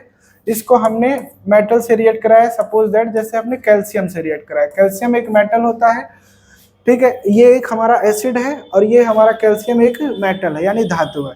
जब हम इससे इसको रिएक्ट कराएंगे तो इसकी प्रॉपर्टी होती है कि ये salt plus hydrogen gas produce करता है। तो ये कैल्शियम सल्फेट बना लेगा। क्या बना लेगा, ये कैल्शियम सल्फेट बना लेगा, और साथ में हाइड्रोजन गैस क्या कर देगा, प्रोड्यूस कर देगा। तो हम कह सकते हैं, देखो इसके एग्जाम्पल बदल बदल के अगर दिया रहे लेकिन इसकी प्रॉपर्टी उसी तरह से रिफ्लेक्ट होगी। एसिड जब भी मेटल के साथ रिएक्ट करेगा तो सॉल्ट प्लस हाइड्रोजन गैस, ये भी एक तरह का सॉल्ट है। जरूरी नहीं है कि सिर्फ अगर हमारा NaCl लिखा हो तो वही सॉल्ट होगा। सॉल्ट सल्फेट के भी हो सकते हैं, क्लोराइड के भी हो सकते हैं, नाइट्रेट के भी हो सकते हैं, अदर भी सॉल्ट हो सकते हैं। जैसे ये हमारा एक तरह का क्या है, एसिड है, एसिड यानी कि अम्ल है। ये हमारा क्या है, मेटल है। ये क्या है, एक तरह का मेटल यानी कि धातु है। ये बात एकदम क्लियर हो गई। ऐसे एक और एग्जांपल आप लोगों को बता देता हूं। जैसे कि सपोज दैट हमने क्या लिया, नाइट्रिक एसिड लिया। क्या लिया हमने, नाइट्रिक एसिड लिया। अब इसको हम रिएक्ट करा रहे हैं किससे, हम रिएक्ट करा रहे हैं इसको पोटेशियम से। पोटेशियम एक मेटल है, उसको जब हम नाइट्रिक एसिड को हम पोटेशियम से रिएक्ट कराएंगे तो हमें क्या मिलना चाहिए, सॉल्ट मिलना चाहिए। तो ये सॉल्ट क्या देगा हमारा, KNO3 देगा यानी पोटेशियम नाइट्रेट। पोटेशियम नाइट्रेट देगा और साथ में हाइड्रोजन गैस क्या कर देगा, ये इवॉल्व कर देगा, हाइड्रोजन गैस इवॉल्व कर देगा। इसको बैलेंस भी कर सकते हैं, ठीक है। तो ये एक तरह का, ये भी एक सॉल्ट है, ये भी एक सॉल्ट है। तो यानी कि जरूरी नहीं है कि एक ही एग्जाम्पल से हम इसको समझ सकते हैं, एग्जाम्पल अदर भी हो सकते हैं। जैसे ये भी एक एसिड है, जो इसका फॉर्मेट है वो वही लगेगा, जो इसका फॉर्मेट है वो हमारा वही लगेगा, बस खाली इसको समझने के तरीके थोड़ा सा वेरी करेंगे। तो एसिड मेटल जब भी आपस में रिएक्ट करेंगे तो हमारा salt plus hydrogen gas evolve होगा। ये बात आप सभी को क्लियर हो गई होगी, ठीक है। तो आगे बढ़े, तो आगे देखते हैं। तो एसिड जो होता है वो मेटल कार्बोनेट के साथ कैसे रिएक्ट करता है ये हमें समझना है। इससे पहले जो भी हमने पढ़ा था, जो यहाँ पे मैंने आपको ये सारा कुछ समझा दिया था कैसे कि हमारा एसिड है वो मेटल से रिएक्ट करता है तो सॉल्ट प्लस हाइड्रोजन गैस, उसके लिए एग्जांपल भी लेकर समझा दिया था यहाँ पर। अब हम आगे जो है एसिड जो है वो कैसे मेटल कार्बोनेट से रिएक्ट करता है ये समझना है। ये जो फॉर्मूला है उसका, इसमें क्या बन रहा है, जब भी एसिड किसी मेटल कार्बोनेट के साथ रिएक्ट करता है यानी धातु कार्बोनेट के साथ रिएक्ट करता है तो हमारा सॉल्ट और कार्बन डाइऑक्साइड और वाटर, ये तीन चीजें रिलीज होंगे। ये देखो फॉर्मूले में ये चीजें हमें अपने माइंड में रखनी है, तभी हम केमिकल रिएक्शन को बना सकते हैं, नहीं तो फिर रटने के अलावा और कोई हमारे पास ऑप्शन नहीं रहेगा। जैसे कि देखो यहाँ पे ये हमारा सोडियम कार्बोनेट है, ये क्या है, सोडियम कार्बोनेट, एक तरह का मेटल कार्बोनेट है, और ये HCl एक तरह का एसिड है। तो ये हाइड्रोक्लोरिक एसिड जो है जब भी मेटल कार्बोनेट यानी सोडियम कार्बोनेट से रिएक्ट करेगा तो क्या देगा, सॉल्ट देगा। देखो NaCl एक सॉल्ट है, और उसके बाद हमारा कार्बन डाइऑक्साइड देगा, देखो कार्बन डाइऑक्साइड भी है, यानी आगे पीछे लिख सकते हैं, और वाटर देगा। तो यानी कि जो हमारा फॉर्मूले का फॉर्मेट है उसी के बेस पर हम केमिकल रिएक्शन को बना सकते हैं। तो यहाँ पे सोडियम कार्बोनेट जब भी हाइड्रोक्लोरिक एसिड से साथ रिएक्ट करेगा तो क्या बनाएगा, सॉल्ट यानी NaCl बनाएगा, साथ में कार्बन डाइऑक्साइड देगा और हमारा वाटर देगा। तो इसको हम आराम से समझ सकते हैं, जो दिया हुआ है यहाँ पे मैंने आपको अच्छे से बता दिया है। अब हम आगे देखते हैं, ठीक है। अब हम जानेंगे कि एसिड जो होता है वो मेटल हाइड्रोजन कार्बोनेट के साथ कैसे रिएक्ट करता है। क्या, मेटल हाइड्रोजन कार्बोनेट के साथ। अभी तक जो मेटल कार्बोनेट था वहां पे, यहाँ पे मेटल हाइड्रोजन कार्बोनेट। जब भी एसिड मेटल हाइड्रोजन कार्बोनेट के साथ रिएक्ट करेगा तो सेम वही सॉल्ट, कार्बन डाइऑक्साइड और वाटर बनाएगा। क्या बनाएगा, सॉल्ट। देखो यहाँ अम्ल जब भी धातु हाइड्रोजन कार्बोनेट के साथ रिएक्ट करता है तो नमक, कार्बन डाइऑक्साइड और जल यानी पानी का निर्माण करता है। तो एग्जाम्पल के तौर पे देखो यहाँ पे क्या दिया है, सोडियम। यहाँ पे क्या दिया हुआ है हमारा, सोडियम हाइड्रोजन कार्बोनेट, ठीक है। और इसको हम HCl से रिएक्ट करा रहे हैं तो हमारा क्या बन रहा है, सॉल्ट में NaCl बन रहा है, साथ में हमें वाटर मिल रहा है और कार्बन डाइऑक्साइड मिल रहा है। ये जो सोडियम हाइड्रोजन कार्बोनेट है यही बेकिंग सोडा है, जिसको खाने के लिए इस्तेमाल किया जाता है, ठीक है। तो ऐसे बहुत सारे जो है हमारे मेटल हाइड्रोजन कार्बोनेट होते हैं, जिसका हम एसिड के साथ रिएक्ट करके हम ये रिएक्शन बना सकते हैं। जैसे लाइमस्टोन, चॉक और मार्बल, ये जो होते हैं ये कैल्शियम कार्बोनेट के डिफरेंट फॉर्म होते हैं। यानी कैल्शियम कार्बोनेट जो होता है वो अलग अलग फॉर्म में एग्जिस्ट करता है। यानी कि लाइमस्टोन का भी फॉर्मूला यही होगा, और चॉक का भी फॉर्मूला यही होगा, और मार्बल का भी फॉर्मूला यही होगा, ठीक है। इन तीनों का फॉर्मूला जो होता है वो हमारा क्या होता है, CaCO3। यहाँ पे भी फॉर्मूला क्या होगा, CaCO3। लाइमस्टोन में भी फॉर्मूला क्या होगा, CaCO3, यानी calcium carbonate, calcium carbonate. All the metal carbonate hydrogen carbonate react to give a corresponding salt carbon. जब भी ये एसिड से रिएक्ट करेंगे तो क्या देंगे हमें, जो है सॉल्ट देंगे, वाटर देंगे और कार्बन डाइऑक्साइड देंगे। ये बातें मैंने आपको बता दी है। आगे बढ़ते हैं। अब हमें समझना है, देखो जब एसिड बेस से रिएक्ट करता है तो क्या बनता है, सॉल्ट और वाटर। ये रिएक्शन कुछ जानी पहचानी लग रही है, प्रीवियस क्लासेस मतलब जो हमारी पिछली क्लासों में हमने इसको पढ़ा। ये कौन सी रिएक्शन को इंडिकेट करता है, ये हमारा कौन सी रिएक्शन को इंडिकेट करता है, न्यूट्रलाइजेशन रिएक्शन। यहाँ पे मैं लिख देता हूँ न्यूट्रलाइजेशन रिएक्शन, न्यूट्रलाइजेशन रिएक्शन, ठीक है। न्यूट्रलाइजेशन रिएक्शन यानी कि उदासीनीकरण अभिक्रिया। यहाँ पे लिखा हुआ है, क्या लिखा हुआ है, उदासीनीकरण अभिक्रिया। ये रिएक्शन सबसे आसान होती है, इसमें एसिड और बेस को रिएक्ट कराते हैं तो हमें सॉल्ट और वाटर मिलता है। तो देखो यहाँ पे ये हमारा क्या है, बेस है, ये और ये एसिड है। ये हमारा क्या है, बेस है, और ये हमारा क्या है, एसिड है। तो एसिड आगे पीछे लिख सकते हैं, ऑर्डर चेंज हो सकता है, लेकिन जो अल्टीमेटली हमें प्रोडक्ट मिलेगा वो हमें क्या मिलेगा, ये एक तरह का सॉल्ट है और ये हमारा वाटर है। तो हमेशा जब भी कोई भी एसिड बेस से रिएक्ट करेगा तो सॉल्ट प्लस वाटर प्रोड्यूस करेगा। तो इसे हम एसिड बेस रिएक्शन भी कहते हैं। इसे क्या कहते हैं, acid base reaction. The reaction in which acid and base react with each other to give salt and water is known as neutralization reaction। ऐसी अभिक्रिया जिसमें अम्ल और क्षारक एक दूसरे के साथ क्रिया करके लवण और जल बनाते हैं उसे उदासीनीकरण अभिक्रिया कहते हैं, जिसके बारे में देखो यहाँ पे अलग अलग जो है इनोवेटिव वे में दिया हुआ है कैसे ये तैयार होता है। और इसके अदर भी एग्जाम्पल्स हो सकते हैं, जैसे कुछ और एग्जाम्पल मैं आपको लेकर बता देता हूँ न्यूट्रलाइजेशन रिएक्शन के। जैसे कि कोई भी एसिड ले लो, जैसे कि मान लो मैं ले लिया HCl है, उसके साथ मैंने ले लिया है जो है हमारा KOH। ये दोनों देखो, ये एसिड है ये बेस है, तो ये हमारा क्या देगा, KCl देगा और साथ में वाटर देगा। बैलेंस कर सकते हैं रिएक्शन को।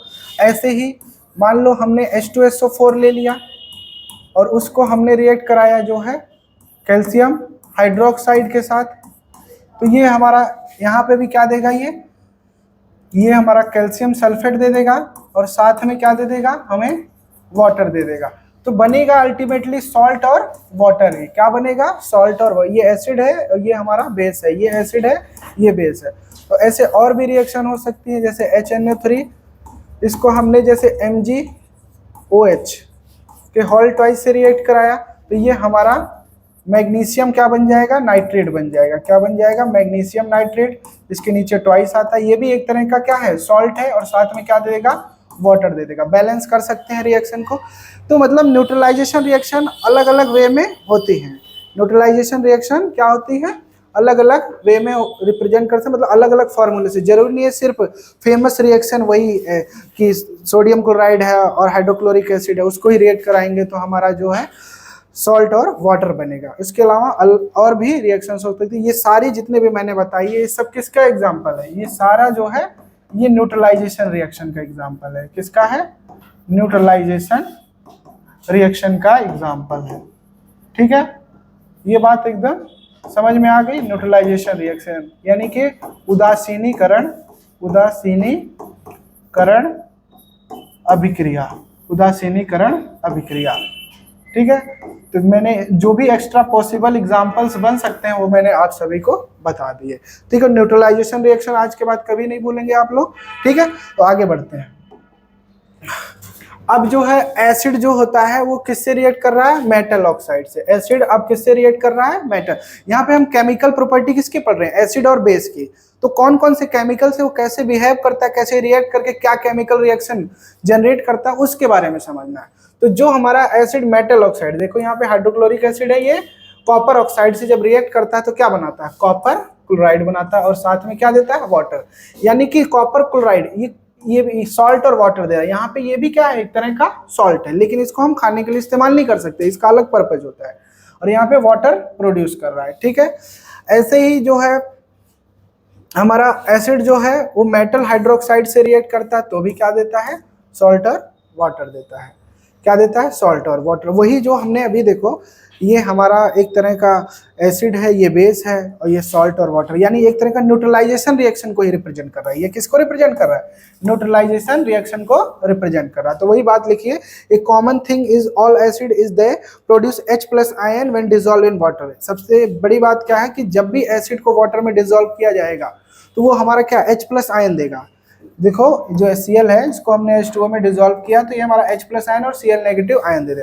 तो H+ आयन अगर हमें सॉल्यूशन से मिलता है तो हम पहचान सकते हैं कि वहां पे एसिड है, एसिड की जो प्रेजेंस है वहां पे हमें महसूस होगी। ठीक है, आगे बढ़े।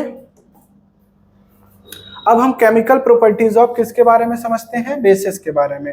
देखो बेस जो होता है वो मेटल के साथ रिएक्ट करेगा, सॉल्ट और हाइड्रोजन गैस देगा। यानी कि जब भी क्षारक धातु के साथ अभी क्या करके क्या देता है, लवण और हाइड्रोजन गैस उत्पन्न करता है। इसके बहुत कम एग्जाम्पल होते हैं, जैसे यहाँ पे लिखा हुआ है कि सोडियम हाइड्रोक्साइड और यहाँ पे जिंक, ये एक बेस है और ये एक मेटल है जिंक। तो यहाँ पे सोडियम जिंकेट बना दिया। क्या बना दिया इसने, सोडियम जिंकेट। जो सोडियम जिंकेट है ये एक तरह का सॉल्ट है। ये क्या है, एक तरह का सॉल्ट है। इसको बनाना इतना आसान नहीं होता है, तो इसलिए बेसिस की रिएक्शन जो है उतना है नहीं, कम है। और साथ में ये हाइड्रोजन गैस क्या करेगा, इवॉल्व करेगा, रिलीज करेगा। ठीक है, तो ये बात क्लियर होगी। तो base react with non metal oxide. Base जब भी देखो, अब आगे देखते हैं, जैसे यहाँ पे मैंने बता दिया, इसके अलावा और भी एग्जांपल हो सकते तो ज्यादा कॉम्प्लिकेटेड हो जाएगा। ये एक ही एग्जांपल आप लोगों को याद रखना है। इसका नाम होता है सोडियम जिंकेट। इसका नाम क्या होता है, सोडियम जिंकेट। सोडियम जिंकेट ये एक तरह का क्या है, हमारा सॉल्ट है। ठीक है, तो अब जब हम बेस जो भी अगर नॉन मेटल ऑक्साइड से रिएक्ट करता है, किससे रिएक्ट करता है, जैसे देखो यहाँ पे हमारा कैल्शियम हाइड्रोक्साइड है और ये कार्बन डाइऑक्साइड, ये नॉन मेटल का ऑक्साइड है और ये हमारा बेस है। जब भी बेस जो है नॉन मेटल के ऑक्साइड से रिएक्ट करेगा तो क्या बनाएगा, कैल्शियम कार्बोनेट बनाएगा और साथ में वाटर प्रोड्यूस करेगा। क्या प्रोड्यूस करेगा, वाटर। ठीक है, क्या प्रोड्यूस करेगा, वाटर। ये भी एक तरह का क्या है, सॉल्ट ही है। ये भी एक तरह का क्या है, सॉल्ट। ये जो होता है कैल्शियम कार्बोनेट, ये बहुत ही इंपॉर्टेंट केमिकल फार्मूला है। ये जिसके बारे में मैंने बताया, मार्बल का भी फार्मूला होता है। जो एग की जो कवरिंग होती है, हार्ड कवरिंग जो होती है, अंडे की जो खोल होती है, वो भी किससे बनी होती है, कैल्शियम कार्बोनेट से बनी होती है। चॉक पाउडर का फार्मूला भी यही होता है, कैल्शियम कार्बोनेट। लाइम स्टोन, चूना पत्थर का भी फार्मूला यही होता है, कैल्शियम कार्बोनेट। तो ये बहुत इंपॉर्टेंट है, ये क्रूशियल पॉइंट है, क्रूशियल टर्म है, ये क्रूशियल केमिकल फार्मूला है, इसको आपको माइंड में रखना है। ठीक है, अब हमें आगे समझना है कि the common thing basis they produce. देखो सबसे जरूरी बात क्या है, सबसे कॉमन पॉइंट क्या है कि जब भी एसिड वाटर में डिजोल्व होता है तो H प्लस आयन देता है, वैसे ही जो बेस है वो क्या देगा हमें, वाटर में डिजोल्व होने के बाद OH नेगेटिव आयन देगा। क्या देगा, OH नेगेटिव। जैसे ये NaOH एक बेस है, वो हमारा वाटर्स में डिजोल्व किया जा रहा है तो क्या दे रहा है, सोडियम प्लस आयन दे रहा है और साथ में OH नेगेटिव आयन दे रहा है। तो जब भी बेस जो होता है वाटर में डिजोल्व किया जाएगा तो क्या देगा हमें, OH नेगेटिव आयन देगा। जैसे अलग अलग एग्जाम्पल भी ले सकते हैं, जैसे मैंने मान लो ले लिया, पहला एग्जाम्पल ले लिया कैल्शियम हाइड्रोक्साइड, उसको हमने किससे रिएक्ट कर दिया, वाटर से रिएक्ट कर दिया। किससे रिएक्ट कर दिया, वाटर से रिएक्ट कर दिया। तो ये हमारा जो है क्या देगा, तो कैल्शियम के 2 प्लस आयन देगा और साथ में हमारा क्या दे देगा, OH नेगेटिव आयन दे देगा। क्या दे देगा, OH नेगेटिव आयन दे देगा। ठीक है, तो यहाँ पे OH नेगेटिव आयन मिल रहा है, यहाँ पे भी OH, तो यानी एक तरह से हाइड्रोक्सिल आयन हमें यहाँ पे क्या मिल रहा है, हाइड्रोक्सिल। OH नेगेटिव क्या बोलते हैं, हाइड्रोक्सिल आयन। हाइड्रोक्सिल आयन जो है हमें मिल रहा है। तो अलग अलग फार्मूले में हम अलग अलग तरीके से इसको देख सकते हैं। ऐसे और भी फार्मूले हो सकते हैं, जैसे KOH है, KOH को जब हम वाटर में डिसॉल्व करेंगे तो यहाँ पे हमारा क्या मिलेगा, पोटेशियम आयन और साथ में OH negative ion, reaction balance कर सकते हैं। ठीक है, ऐसे ही अगर हम मैग्नीशियम का लेते हैं, मैग्नीशियम हाइड्रोक्साइड को अगर वाटर से रिएक्ट करते हैं तो ये हमें क्या देगा, Mg2 प्लस आयन और साथ में OH नेगेटिव आयन देगा। और ये जो मैग्नीशियम हाइड्रोक्साइड है इसको मिल्क ऑफ मैग्नीशिया भी बोला जाता है। क्या बोला जाता है, milk of magnesia. Milk of magnesia क्या बोला जाता है इसको, मिल्क ऑफ मैग्नीशिया। इसको हिंदी में बोला जाता है दूधिया मैग्नीशियम, दूधिया मैग्नीशियम, मैग्नीशियम। तो उसका नेम चेंज करके पूछेगा लेकिन फॉर्मूला हमेशा यही होगा। तो ये बात आप लोगों को क्लियर है। तो अब हम लोग आगे बढ़ते हैं। ठीक है, तो बेस के बारे में क्लियर होगा, चाहे एसिड हो चाहे बेस हो, वाटर में डिजोल्व करोगे एसिड को तो H प्लस आयन देगा, बेस को डिजोल्व करोगे तो OH नेगेटिव आयन देगा, यानी जिसे हाइड्रोक्सिल आयन बोलते हैं। ठीक है, अब हमें थोड़ा सा क्या जानना है कि जो हमारे ये एसिड हैं उसके क्या क्या यूज हो सकते हैं, अम्लों के उपयोग। तो जैसे सल्फ्यूरिक एसिड है उसके क्या यूज होते हैं, इसका यूज किया जाता है मैन्युफैक्चरिंग ऑफ फर्टिलाइजर।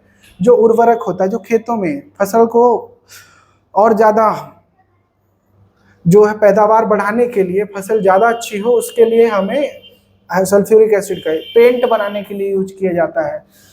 ठीक है, प्लास्टिक में इस्तेमाल किया, डिटर्जेंट में इसका इस्तेमाल किया जाता है, कार बैटरी में भी इस्तेमाल किया जाता है इसका। बैटरी में जो होता है, जो हमारा एसिड वाटर होता है तो उसमें एसिड वाटर में हमारा जो है सल्फ्यूरिक एसिड ही डाला जाता है। नाइट्रिक एसिड का इस्तेमाल कहाँ होता है, मैन्युफैक्चरिंग ऑफ फर्टिलाइजर। जो फर्टिलाइजर यानी कि उर्वरक जो खेतों में फसलों को और पैदावार को बढ़ाने के लिए यूज किया जाता है, वो हमारा यहाँ पे क्रॉप की फर्टिलिटी जो है, क्रॉप का जो ईल्ड है वो बेटर हो सके, उसमें भी हम नाइट्रिक एसिड का यूज करते हैं फर्टिलाइजर की हेल्प से। इसका यूज एक्सप्लोजिव बनाने के लिए भी किया जाता है। ठीक है, एक्सप्लोजिव मतलब जो विस्फोटक, यानी प्लास्टिक में भी इसका यूज किया जाता है। हाइड्रोक्लोरिक एसिड के बारे में समझो, ये स्टील के ऑब्जेक्ट में भी यूज होता है। रिमूवल ऑफ ऑक्साइड यानी फूड डाइजेस्ट, जो हमारा डाइजेस्टिव सिस्टम होता है उसमें भी हमारा जो हाइड्रोक्लोरिक एसिड बहुत ही इंपॉर्टेंट रोल प्ले करता है। ठीक है, तो ये बातें मैंने बता दी। वही बातें यहाँ पे हिंदी में क्या लिखी हुई हैं कि उर्वरक में इस्तेमाल, paint, plastic, detergent, car, battery, फिर उसके बाद नाइट्रिक एसिड, इसका भी उर्वरक में इस्तेमाल, विस्फोटक बनाने के लिए, प्लास्टिक के निर्माण में। हाइड्रोक्लोरिक एसिड जो होता है स्टील की वस्तुओं से ऑक्साइड की परत को हटाने के लिए या भोजन को पचाने के लिए भी हम हाइड्रोक्लोरिक एसिड का यूज करते हैं, जो नेचुरली हमारे स्टमक में अकर करता है, जो डाइजेस्टिव जूस की हेल्प से डाइजेशन में हेल्प करता है। ठीक है, अब उसके बाद हमारा क्या है, बेस का उपयोग, क्षारकों का उपयोग। Sodium hydroxide shop, paper industry में यूज किया जाता है। Calcium hydroxide manufacturing of bleaching powder, bleaching powder जो होता है व्यंजक चूर्ण बनाने में इस्तेमाल किया जाता है। मैग्नीशियम हाइड्रोक्साइड एंटासिड की तरह इस्तेमाल किया जाता है, जो इनडाइजेशन हो जाता है, हमारे अपच हो जाती है तो उसको काउंटर करने के, उसको कंट्रोल करने के लिए, उसको न्यूट्रलाइज करने के लिए एंटासिड की तरह इसका क्या किया जाता है, इस्तेमाल किया जाता है। ठीक है, मैग्नीशियम हाइड्रोक्साइड यानी milk of magnesia. Sodium carbonate, washing soda भी बोलते हैं, वॉशिंग सोडा के तौर पे इस्तेमाल किया। सॉफ्टनिंग ऑफ हार्ड वाटर को सॉफ्ट करने के लिए यूज किया जाता है। सोडियम हाइड्रोजन कार्बोनेट, जिसे बेकिंग सोडा बोलते हैं, इसका फॉर्मूला मैंने अभी बताया था आपको, Na HCO3, ये इसका क्या है, फॉर्मूला है, sodium hydrogen carbonate. Baking soda ये जो होता है, जो है जो हमारा ये बेकिंग सोडा जो है माइल्ड एंटीसेप्टिक की तरह भी इस्तेमाल होता है। जैसे कि सपोज दैट कहीं एंट ने स्टिंग कर दिया, यानी चींटी ने काट लिया, तो उस पर एक तरह के बेस के तौर पे हम इसको रब कर सकते हैं। या दूसरा, ये जो फास्ट कुकिंग के लिए भी, ये जो फूड को बहुत जल्दी कुक कर देता है, उसमें भी इस्तेमाल होता है। जैसे जो हिंदी में देखो वही लिखा हुआ है, साबुन, कागज में बनाने में, कैल्शियम हाइड्रोक्साइड, ब्लीचिंग पाउडर के निर्माण में, मैग्नीशियम हाइड्रोक्साइड, एंटासिड, एंटासिड यानी कि इसको बोलते हैं प्रति अम्ल। क्या बोलते हैं, प्रति अम्ल। प्रति अम्ल का मतलब हो गया एक तरह का क्षारक, ये क्षारक ही है, उसका नाम बदल दिया गया है, ठीक है। एंटासिड यानी एक तरह का क्या है, ये बेस ही है, लेकिन उसका अलग नाम से दिखाया गया। ये बात आप सभी को समझ में आ गई। सोडियम कार्बोनेट कपड़े धोने के लिए इस्तेमाल, कठोर पानी को सॉफ्ट करने के लिए इस्तेमाल, बेकिंग सोडा का बता दिया, फास्ट कुकिंग के लिए यूज किया जाता है, माइल्ड एंटीसेप्टिक के लिए इस्तेमाल किया जाता है। ये सारी बातें मैंने आप सभी को बता दी। अब हम पीएच स्केल के बारे में समझते हैं। इसके बारे में समझेंगे कि पीएच स्केल क्या होता है। पीएच स्केल देखो, ये किसने डिस्कवर किया था, सोरेनसन ने डिस्कवर किया था। सोरेनसन एक बहुत ही फेमस साइंटिस्ट थे, उन्होंने 1909 में यानी 1909 में इसकी खोज की थी। It is a scale on which strength of acid solution as well as basic solution could be represented by the making use of hydrogen ion in concentration in them। देखो, जो पीएच स्केल होता है उसमें H+ की concentration के behalf पे इसको क्या किया जाता है, रिप्रेजेंट किया जाता है, ठीक है। तो पीएच स्केल जो होता है वो इनवर्सली प्रोपोर्शनल होता है कंसंट्रेशन ऑफ H+ आयन के। वही बात हिंदी में लिखी हुई है कि सोरेनसन ने खोजा था। ये एक तरह का पैमाना जो अम्ल के साथ क्षार की घोल की ताकत के आधार पर उसमें हाइड्रोजन आयन की सांद्रता के उपयोग को एक स्केल पर रिप्रेजेंट करता है, वो जो आपको यहाँ पे देखने को मिलते हैं। पीएच स्केल में H+ आयन जो होता है उसके जो H+ आयन की कंसंट्रेशन होती है वो क्या होती है, वो यूनिवर्सली यानी व्युत्क्रमानुपाती है। मेरे कहने का ये सेंस है, जो मैं यही कहना चाहता हूँ कि जो पीएच होता है वो 1/,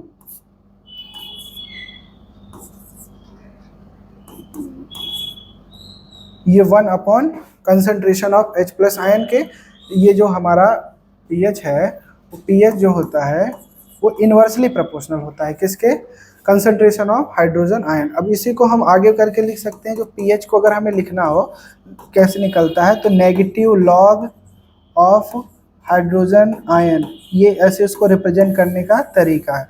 कंसंट्रेशन पता होगी तो पीएच की वैल्यू हमें पता चल जाएगी। ये स्केल 0 से लेकर 14 तक रिप्रेजेंट किया जाता है।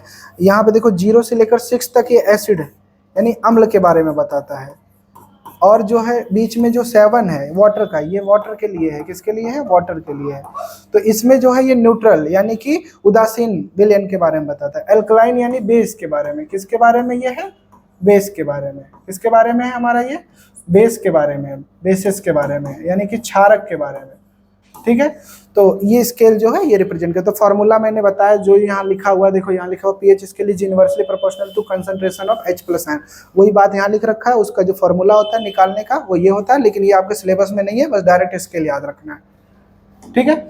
आगे देखते हैं universal indicator. Universal indicator is a mixture of many different indicator which give different colour at different pH value of the pH scale. Universal indicator जो होता है वो अलग अलग कलर शो करता है, अलग अलग पीएच वैल्यू। जैसे गैस्ट्रिक जूस, ये गैस्ट्रिक जूस होता है जो हमारे डाइजेशन यानी हमारे स्टमक के अंदर पाया जाता है। कहाँ पाया जाता है, स्टमक के अंदर। गैस्ट्रिक जूस में कौन सा एसिड पाया जाता है, इसमें हमारा HCl पाया जाता है। क्या पाया जाता है, HCl। और इसकी पीएच रेंज क्या होती है, इसका जो पीएच होगा उसकी रेंज जो होती है वो 1 पॉइंट, यानी इसका जो पीएच होगा, इसका जो पीएच है उसकी रेंज 1.2 ऐसे करके अप्रॉक्स में रहती है। फिर उसके बाद लेमन जूस, लेमन में कौन सा एसिड पाया जाता है, सिट्रिक एसिड पाया जाता है, ठीक है। तो लेमन जूस का पीएच कितना होता है, यहाँ पे पीएच जो है ये 2 होता है, इसका 1 होता है गैस्ट्रिक जूस का। प्योर वाटर का पीएच कितना होता है, 7 होता है। प्योर वाटर यानी H2O का पीएच कितना होगा, 7 होगा। लेकिन जो ब्लड है, ये ब्लड का पीएच जो होता है ये 7 पॉइंट, इसका थोड़ा ध्यान रखना है कि जो ब्लड का पीएच होता है ये हमारा 7.5 4 होता है, 7.4 या 7.2 भी कहीं लिखा रहता है। तो 7.4 यानी एक तरह का क्या, ब्लड कैसा है, ये भी पूछ लेगा कि ब्लड कैसा है, एसिडिक है कि बेसिक। तो ब्लड जो होता है वो बेसिक होता है, क्या होता है, बेसिक होता है, लेकिन बहुत ही वीक बेस होता है, ठीक है, ये एकदम न्यूट्रल के ही अराउंड आता है। और जो वाटर है यानी H2O यानी कि वाटर जो है उसका pH 7 होता है। फिर उसके बाद milk of magnesium, milk of magnesium यानी कि MgOH का whole twice, milk of magnesia MgOH का होल ट्वाइस, ठीक है, मैग्नीशियम हाइड्रोक्साइड जिसे बोलते हैं। इसका pH कितना होता है, 10 होता है। इसका pH कितना होता है, 10 होता है। तो ये बात क्लियर होगी। ये जो लेमन जूस है इसमें कौन सा एसिड पाया जाता है, सिट्रिक एसिड, ठीक है। और भी एसिड पाए जाते हैं जैसे 5 से 6 के बीच में जो हमारा ये विनेगर होता है, ये एसिटिक एसिड। फिर लैक्टिक एसिड का भी रेंज यही होता है 5 से 6 के बीच में, ठीक है। तो pH की वैल्यू होती है जो हमें पता होनी चाहिए। लैक्टिक एसिड किस में पाया जाता है, मिल्क और कर्ड में पाया जाता है, ये बात ध्यान रखना। अब जैसे यहाँ पे 14 हो गया, और उससे पहले जो होता है KOH भी होता है। ये सब जो है ये क्या है, ये भी, ये जो सोडियम हाइड्रोक्साइड, पोटेशियम हाइड्रोक्साइड, इनका pH रेंज जो होता है ये 13 से 14, 14 जो होता है ये इन दोनों का होता है, 13 से 14 के बीच में होता है। ये बहुत ही स्ट्रॉन्ग बेस होते हैं। तो pH स्केल के हिसाब से हम बता सकते हैं, क्या कर सकते हैं, बता सकते हैं। इधर की तरफ जो होता है ये 7, इधर की तरफ जो हमारा H+ आयन की कंसंट्रेशन क्या होगी, H+ आयन जो होगा वो मोर होगा, क्या होगा, मोर इन कंसंट्रेशन, ठीक है, कंसंट्रेशन में ज्यादा होगा। और इधर की तरफ जो है 7 से उस तरफ, यहाँ पे जो H+ आयन है उसकी कंसंट्रेशन क्या होगी, H+ आयंस, जो हमारे H+ आयंस है, H+ आयंस, उसकी जो कंसंट्रेशन है वो क्या होगी, इज लेसर होगी, क्या होगी, लेसर होगी। लेकिन यहाँ पे OH नेगेटिव आयन की कंसंट्रेशन, लेकिन हमारा pH स्केल है तो हमें हाइड्रोजन आयन के ही हेल्प से इसको समझाना होगा, ठीक है। तो ये बात मैंने जो भी बताई एकदम क्लियर रहेगी। इसको हम कॉस्टिक सोडा भी बोलते हैं, कहीं कहीं पूछ लेता है कि कॉस्टिक सोडा का फॉर्मूला बताइए। तो कॉस्टिक सोडा का फॉर्मूला क्या होता है, सोडियम हाइड्रोक्साइड। ये बात एकदम क्लियर होनी चाहिए। आगे बढ़े। अब देखो mixing of the acid and base, अम्ल और क्षारक को मिक्स करने। देखो अगर पहले एसिड, अगर स्ट्रॉन्ग एसिड को स्ट्रॉन्ग बेस में मिक्स करते हैं तो pH जो हमारा कितना मिलेगा, 7 मिलेगा। अगर स्ट्रॉन्ग को वीक बेस में मिक्स करते हैं तो pH जो होगा वो 7 से कम होगा, ठीक है। लेकिन अगर वीक को स्ट्रॉन्ग बेस में, वीक एसिड को स्ट्रॉन्ग बेस में, तो pH जो होगा हमारा 7 से अधिक होगा। अगर वीक एसिड और वीक बेस को मिक्स करते हैं तो pH हमारा 7 होगा, ठीक है। तो ये एक समझने के लिए होता है pH स्केल की हेल्प से कि स्ट्रॉन्ग एसिड अगर स्ट्रॉन्ग बेस से रिएक्ट करेगा तो pH 7 होगा, स्ट्रॉन्ग एसिड अगर वीक बेस से रिएक्ट करेगा तो 7 से pH कम होगा, अगर वीक एसिड स्ट्रॉन्ग बेस से रिएक्ट करेगा तो pH 7 से ज्यादा होगा, अगर वीक एसिड और वीक बेस रिएक्ट करता है तो pH 7 के इक्वल होगा। ये वही बात है जो pH स्केल पे मैंने बताए थे। अब हमें सबसे इंपॉर्टेंट क्या समझना है कि importance of pH in everyday life, जो हमारे रोजमर्रा के जीवन में, हमारे जो दैनिक जीवन में pH का क्या महत्व होता है ये समझना है। Plants and animal, plants and, जो प्लांट्स और एनिमल है वो pH सेंसिटिव होते हैं। अगर pH का लेवल थोड़ा सा भी ऊपर नीचे हुआ तो प्लांट जो होते हैं वो क्या कर सकते हैं, मुरझा सकते हैं, मतलब वो बहुत ज्यादा सेंसिटिव होता है, pH पे डिपेंड करते हैं। एनिमल भी pH सेंसिटिव होता है। pH रेंज जो होता है ह्यूमन बॉडी का वो कितना होता है, 7 to 7.8, यानी कि हमारी बॉडी का pH न्यूट्रल से लेकर थोड़ा सा वीक बेस के अराउंड आता है। तो जो हमारा pH रेंज है, pH का जो मान है वो 7 से 7.8 के। pH of rain water is less than 5.6, जब भी pH जो होगा, जो pH है वो लेस देन होगा 5.6 से, तो वो कौन सी रेन होगी, एसिडिक रेन होगी। कौन सी रेन होगी, एसिड रेन, अम्ल वर्षा जिसे बोलते हैं। क्या बोलते हैं, अम्ल वर्षा, ठीक है, अम्ल वर्षा, ठीक है। pH ऑफ सॉइल, जो एसिड रेन होता है वो बनता कैसे, ये भी समझ लो। जैसे कि मान लो हमारा कार्बन डाइऑक्साइड हमारे एटमॉस्फेयर में प्रेजेंट है, अगर वो वाटर से मिक्स होगा तो हमारा क्या बनाएगा, H2CO3 बनाएगा। ये हमारा कार्बोनिक एसिड एक तरह का वीक एसिड है। ऐसे ही जो हमारा है सल्फर डाइऑक्साइड, ये भी अगर वाटर से मिक्स होगा तो ये सल्फ्यूरस एसिड बनाएगा, H2SO3। ये सारे जो एसिड हैं ये क्या, एसिड रेन, यानी कि वो एसिड जिसमें जो वाटर है उसमें एसिड का अमाउंट ज़्यादा हो जाएगा तो वो बारिश का पानी, इसलिए कहते हैं पहला बारिश का जो पानी होता है उसमें नहीं नहाना चाहिए, नहीं तो बीमार पड़ जाएंगे, ठीक है। pH ऑफ सॉइल, मिट्टी का pH, plants required as specific pH range for their healthy growth. जो प्लांट्स होते हैं वो पीएच रेंज जो होता है उनको बहुत स्पेसिफिक पीएच रेंज चाहिए होता है हेल्दी ग्रोथ करने के लिए। तो जो बेस्ट पीएच होता है वो कितना होना चाहिए सॉइल का 7। तो फसल अच्छी होगी, न्यूट्रल पीएच रहना चाहिए, ना ज़्यादा ना एसिडिक हो ना बेसिक हो। तो उससे जो हमारा क्रॉप है उसका ईल्ड जो होगा वो ज़्यादा होगा, बेटर ईल्ड में हमें ऑब्टेन होगा, प्लांट्स भी अच्छा रहेगा, हेल्दी रहेगा। तो ये सारी बातें जो है पीएच जो है वो सॉइल को कैसे अफेक्ट करता है ये मैंने बता दिया। पीएच, और ये देखो हमारे पीएच जो अभी पीछे बताया था डाइजेस्टिव सिस्टम, हमारे पाचन तंत्र पे पीएच का क्या इम्पैक्ट पड़ता है। जैसे कि हमारे जो स्टमक में क्या पाया जाता है HCl हाइड्रोक्लोरिक एसिड, अभी मैंने बताया, बार बार बोल रहा हूँ कि हमारे डाइजेस्टिव सिस्टम में हाइड्रोक्लोरिक एसिड का रोल होता है।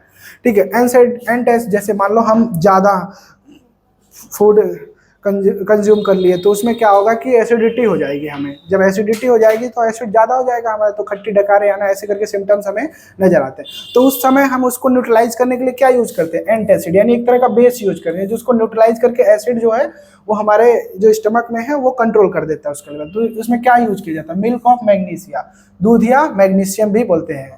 ठीक है, तो हमारे पेट के एसिड जो ज्यादा अमाउंट में एसिड होता है उसको क्या कर देगा, न्यूट्रलाइज करके उसको कंट्रोल्ड वे में लाएगा।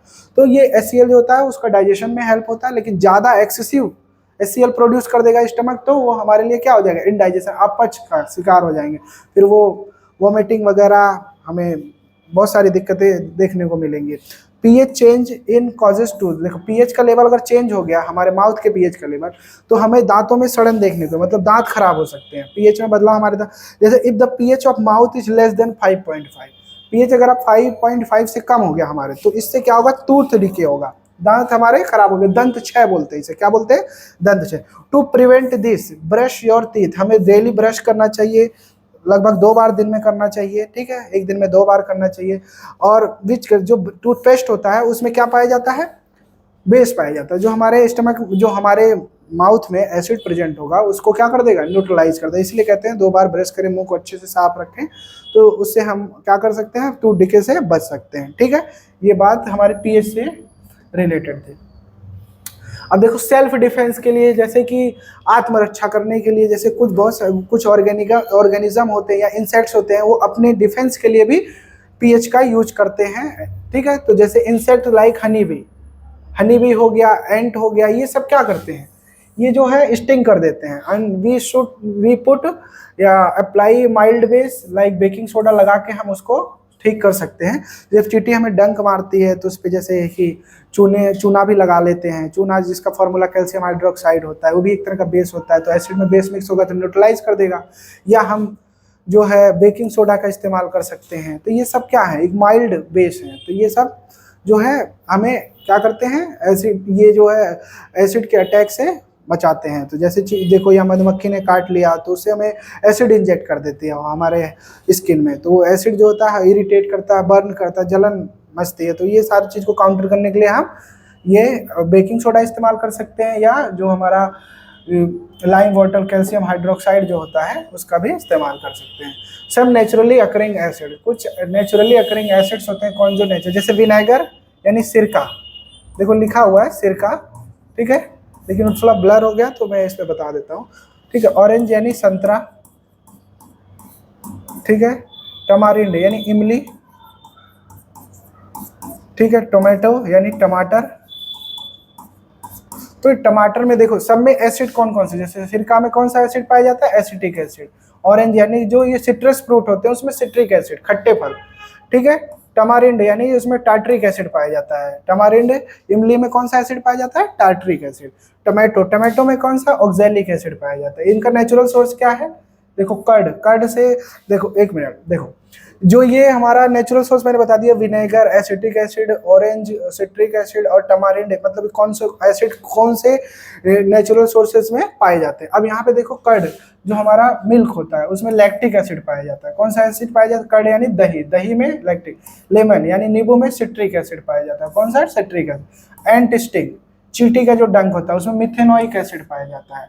नेटल स्टिंग, नेटल प्लांट होते हैं जो स्टिंग मतलब काट लेते हैं या उसे हमारी बॉडी से टच हो जाते हैं, तो उससे में भी कौन सा एसिड पाया जाता है, मिथेनोइक एसिड। ये देखो सिट्रिक एसिड और ये लैक्टिक है। लैक्टिक एसिड मिल्क और कर्ड दोनों में पाया जाता है। वही बात यहाँ पे लिखी हुई है जो मैंने आपको बताई कि देखो सिरका में एसिटिक अम्ल, संतरा में सिट्रिक अम्ल, इमली में टार्टरिक अम्ल, टमाटर में ऑक्जेलिक, स्पाइनस यानी कि पालक में भी पाया जाता है, खट्टा दूध या दही में लैक्टिक अम्ल, नींबू में सिट्रिक अम्ल, चींटी का डंक जो होता है मेथनोइक अम्ल, नेटल का डंक जो होता है वो नेटल प्लांट होता है जिसमें मेथनोइक अम्ल रिलीज करता है। तो ये बातें एकदम अच्छे से क्लियर होनी चाहिए।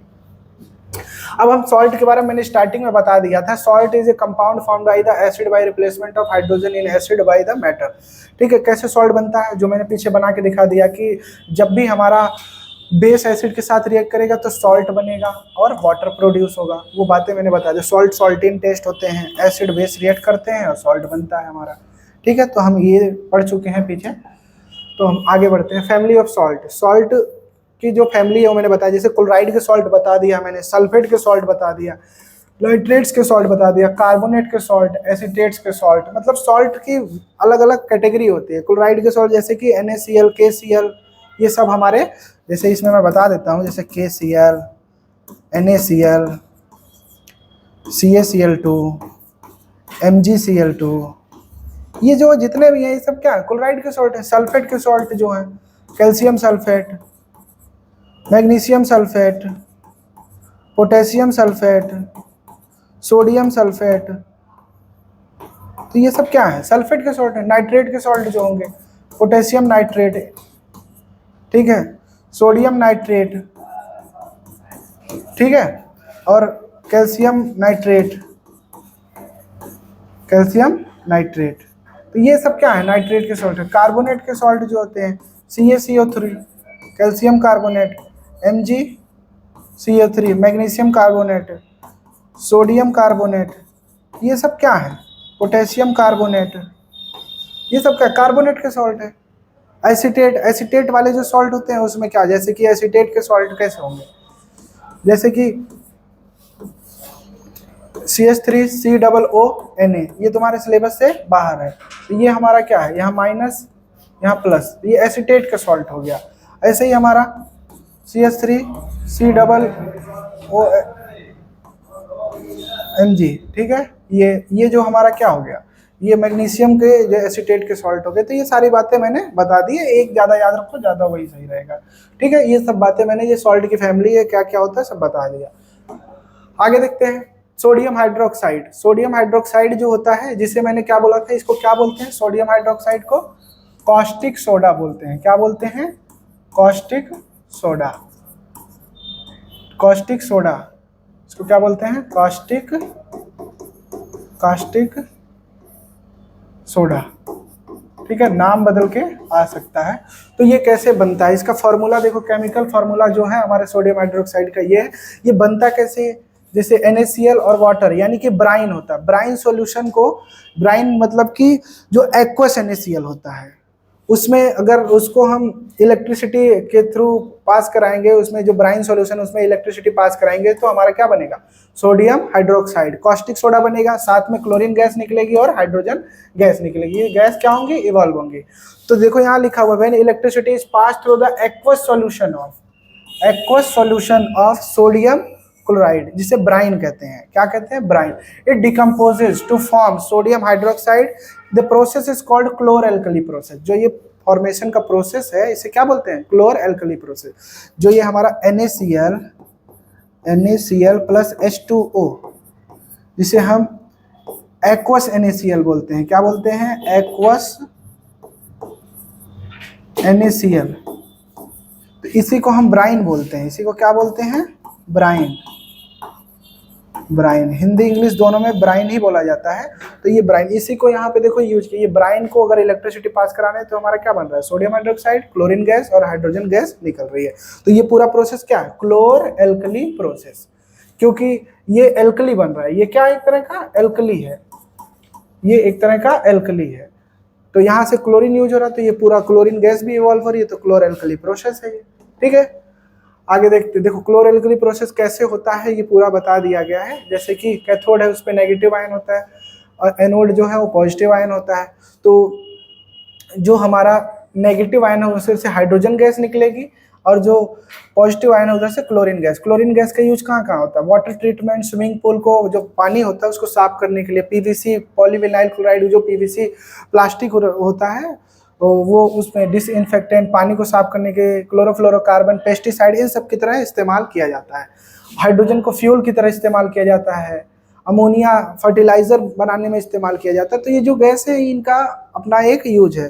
तो देखो इसका जो यूज क्या होता है, सॉप और डिटर्जेंट बनाने के लिए, किसका, हमारा जो है कॉस्टिक सोडा यानी सोडियम हाइड्रोक्साइड का, या मैन्युफैक्चरिंग ऑफ पेपर, कागज बनाने के लिए, आर्टिफिशियल टेक्सटाइल रेयन यानी कृत्रिम कपड़ा बनाने के लिए, कपड़े टेक्सटाइल इंडस्ट्री में भी इसका यूज किया जाता है। किसका, हमारा ये जो यूज ऑफ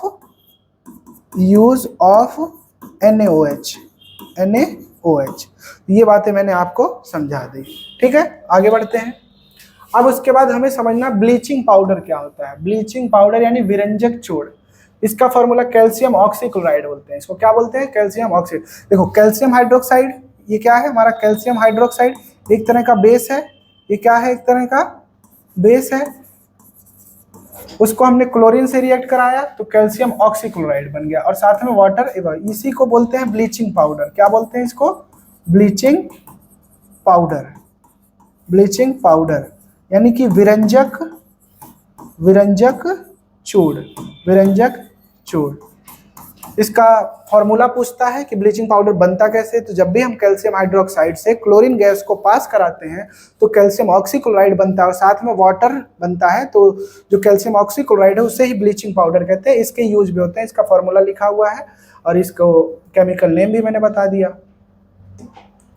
ठीक है, ब्लीचिंग पाउडर के यूज कहाँ कहाँ होते हैं, ब्लीचिंग पाउडर जो होता है उसका इस्तेमाल कहाँ कहाँ होता है। सबसे पहले जो होता है ब्लीचिंग कॉटन के जो कपड़े, टेक्सटाइल इंडस्ट्री है उसमें ब्लीचिंग के लिए इस्तेमाल होते हैं। जो कलर वगैरह आते हैं कपड़ों पे वो इसमें हमारा जो ब्लीचिंग पाउडर का इस्तेमाल किया जाता है। Bleaching wood pulp in paper factories and for bleaching washed cloth in laundry. ठीक है, तो कपड़ा उद्योग में इनमें विरंजन करने के लिए, उसको रंग प्रदान करने के लिए कागज के कारखानों में इसका इस्तेमाल किया जाता है। ठीक है, दूसरा जो है ऑक्सीडाइजिंग एजेंट की तरह भी, एक स्ट्रॉन्ग ऑक्सीडाइजिंग एजेंट की तरह काम करता है ब्लीचिंग पाउडर, क्योंकि इसमें क्लोरीन पाया जाता है। क्लोरीन एक स्ट्रॉन्ग ऑक्सीडाइजिंग एजेंट है। ठीक है, to make drinking water free from germs, पानी को साफ करने के लिए भी इस्तेमाल किया जाता है। जो टैंकर का पानी आता है दिल्ली जल बोर्ड वाला, वो उसमें ये क्लोरीन ब्लीचिंग पाउडर ही मिलाया जाता है जिससे पानी साफ रहे, जर्म फ्री रहे। ठीक है, तो जो कपड़ा उद्योग है उसमें बता दिया मैंने। लकड़ी के उद्योग में उसमें कलर देने, कपड़े धोने में, धुले हुए कपड़ों को लॉन्ड्री वगैरह में यूज करते हैं। कई रासायनिक उद्योग में ऑक्सीकरण एजेंट की तरह, पीने के पानी को कीटाणु मुक्त करने के लिए, सब मैंने बता दिया आपको। ठीक है, आगे बढ़ते हैं। बेकिंग सोडा, अब हमें समझना है बेकिंग सोडा क्या होता है, इसके बारे में मैंने बताया। बेकिंग सोडा का केमिकल फॉर्मूला, रासायनिक सूत्र क्या होता है, सोडियम हाइड्रोजन कार्बोनेट। क्या होता है, सोडियम हाइड्रोजन कार्बोनेट। देखो ये बनता कैसे, जब सोडियम क्लोराइड जो होता है, ये जो हमारा सोडियम क्लोराइड है, इसको हम वाटर, कार्बन डाइऑक्साइड और अमोनिया से रिएक्ट कराते हैं तो अमोनियम क्लोराइड और सोडियम हाइड्रोजन कार्बोनेट बनता है। अगर हम सोडियम हाइड्रोजन कार्बोनेट को हीट करेंगे तो सोडियम कार्बोनेट, वाटर और कार्बोनेट, मतलब इसको मैं अच्छे से बता देता हूँ। देखो जैसे कि जो हमारा NaCl है, NaCl को हम H2O, कार्बन डाइऑक्साइड, साथ में अमोनिया से जब रिएक्ट कराएंगे तो हमारा जो है सोडियम हाइड्रोजन कार्बोनेट बनेगा और साथ में अमोनियम क्लोराइड बनेगा। अमोनियम क्लोराइड एक तरह का सॉल्ट है। ये क्या है, सॉल्ट है। ये क्या है, एक तरह का सॉल्ट है। ठीक है, और ये हमारा एक तरह का बेकिंग सोडा। ये क्या है, किसका फॉर्मूला है, ये बेकिंग सोडा। बेकिंग सोडा को हम पाक सोडा, खाने वाला सोडा भी बोलते हैं। इसको क्या बोलते हैं, बेकिंग सोडा को खाने वाला भी सोडा बोलते हैं। क्या, खाने का सोडा। ठीक है, ये बात एकदम अच्छे से क्लियर हो गई होगी। इसका फॉर्मूला बता दिया मैंने कैसे बनता है। अगर इसी को हीट कर रहे हैं, जैसे कि यहाँ पे हमारा सोडियम हाइड्रोजन कार्बोनेट है, इसको हमने क्या कर दिया, हीट कर दिया। क्या कर दिया, हीट कर दिया। जब हीट करेंगे तो ये किस में बदल जाएगा, सोडियम कार्बोनेट में बदल जाएगा। किस में बदल जाएगा, सोडियम कार्बोनेट। ठीक है, और साथ में हमारा H2O और कार्बन डाइऑक्साइड गैस दे देगा, कार्बन डाइऑक्साइड गैस निकल जाएगा। तो वो बातें जो ऊपर लिखे मैंने अच्छे से समझा दिया। ये हमारा बेकिंग सोडा का फॉर्मूला है। Sodium hydrogen carbonate, sodium carbonate है। ठीक है, आगे देखते हैं जो बेकिंग सोडा का यूज क्या होता है। यूज ऑफ बेकिंग सोडा का इस्तेमाल कहाँ के, for making baking powder, baking powder बनाने के लिए इस्तेमाल किया जाता है। यहाँ पे H+ किसको बताता है, एसिड के प्रेजेंस को बताता है। तो कार्बन डाइऑक्साइड और जो वाटर है और साथ में सोडियम सॉल्ट ऑफ एसिड बनेगा, जो भी एनी एसिड कोई भी तैयार हो, कार्बन डाइऑक्साइड जो प्रोड्यूस होगी इनमें से, उसको हम कहाँ यूज करते हैं, वो ब्रेड और केक को जो है स्पॉन्जी बनाने में और सॉफ्ट बनाने में हेल्पफुल होती है। कार्बन डाइऑक्साइड जो होती है उसको, जो केक को फूलना, ब्रेड को फूलने में सहायता करती है, हेल्प करती है और सॉफ्ट रहता है वो। ठीक है, और ठीक है, तो सोडियम हाइड्रोजन कार्बन यानी बेकिंग सोडा जो है उसको जो है वो एक एंटासिड की तरह भी काम करता है, क्योंकि एक अल्कलाइन होता है, एक बेस की तरह काम करता है। ठीक है, ये न्यूट्रलाइज करता है एक्सेस एसिड जो होता है हमारे स्टमक में प्रेजेंट होता है, उससे हमें रिलीफ प्रोवाइड करता है, हमें इंडाइजेशन से बचाता है। ठीक है, इसका यूज कहाँ किया जाता है, सोडा एसिड फायर एक्सटिंग्विशर, यानी कि फायर एक्सटिंग्विशर जो इंस्ट्रूमेंट होते हैं, आग बुझाने वाले जो यंत्र होते हैं, अग्निशामक यंत्र होते हैं, सोडा एसिड यानी कि कार्बन डाइऑक्साइड जो इसमें प्रोड्यूस होती है ना, उसको हम इस्तेमाल करते हैं फायर एक्सटिंग्विशर के तौर पर। ठीक है, तो बेकिंग सोडा के बारे में अच्छे से बता दिया। बेकिंग सोडा को कुकिंग को फास्ट करने के लिए भी इस्तेमाल किया जाता है, माइल्ड एंटीसेप्टिक की तरह इस्तेमाल किया जाता है, ये भी बता दिया मैंने। ठीक है, अब वॉशिंग सोडा के बारे में समझो। किसके बारे में, वॉशिंग सोडा यानी धोने का सोडा, डिटर्जेंट जिसे, तो वॉशिंग सोडा का देखो फॉर्मूला क्या होता है कि सोडियम कार्बोनेट डेकाहाइड्रेट बोलते हैं इसे, क्या बोलते हैं, डेकाहाइड्रेट यानी 10H2O। ठीक है, ये हमारा देखो जो बनता कैसे है, यहाँ पे दिया हुआ है। ठीक है, कि सोडियम क्लोराइड है वो हमारा अमोनिया, वाटर, कार्बन डाइऑक्साइड से सोडियम हाइड्रोजन कार्बन, जो पिछला वाला रिएक्शन है उसी को, उसमें से देखो हमें ये मिला ना सोडियम कार्बोनेट।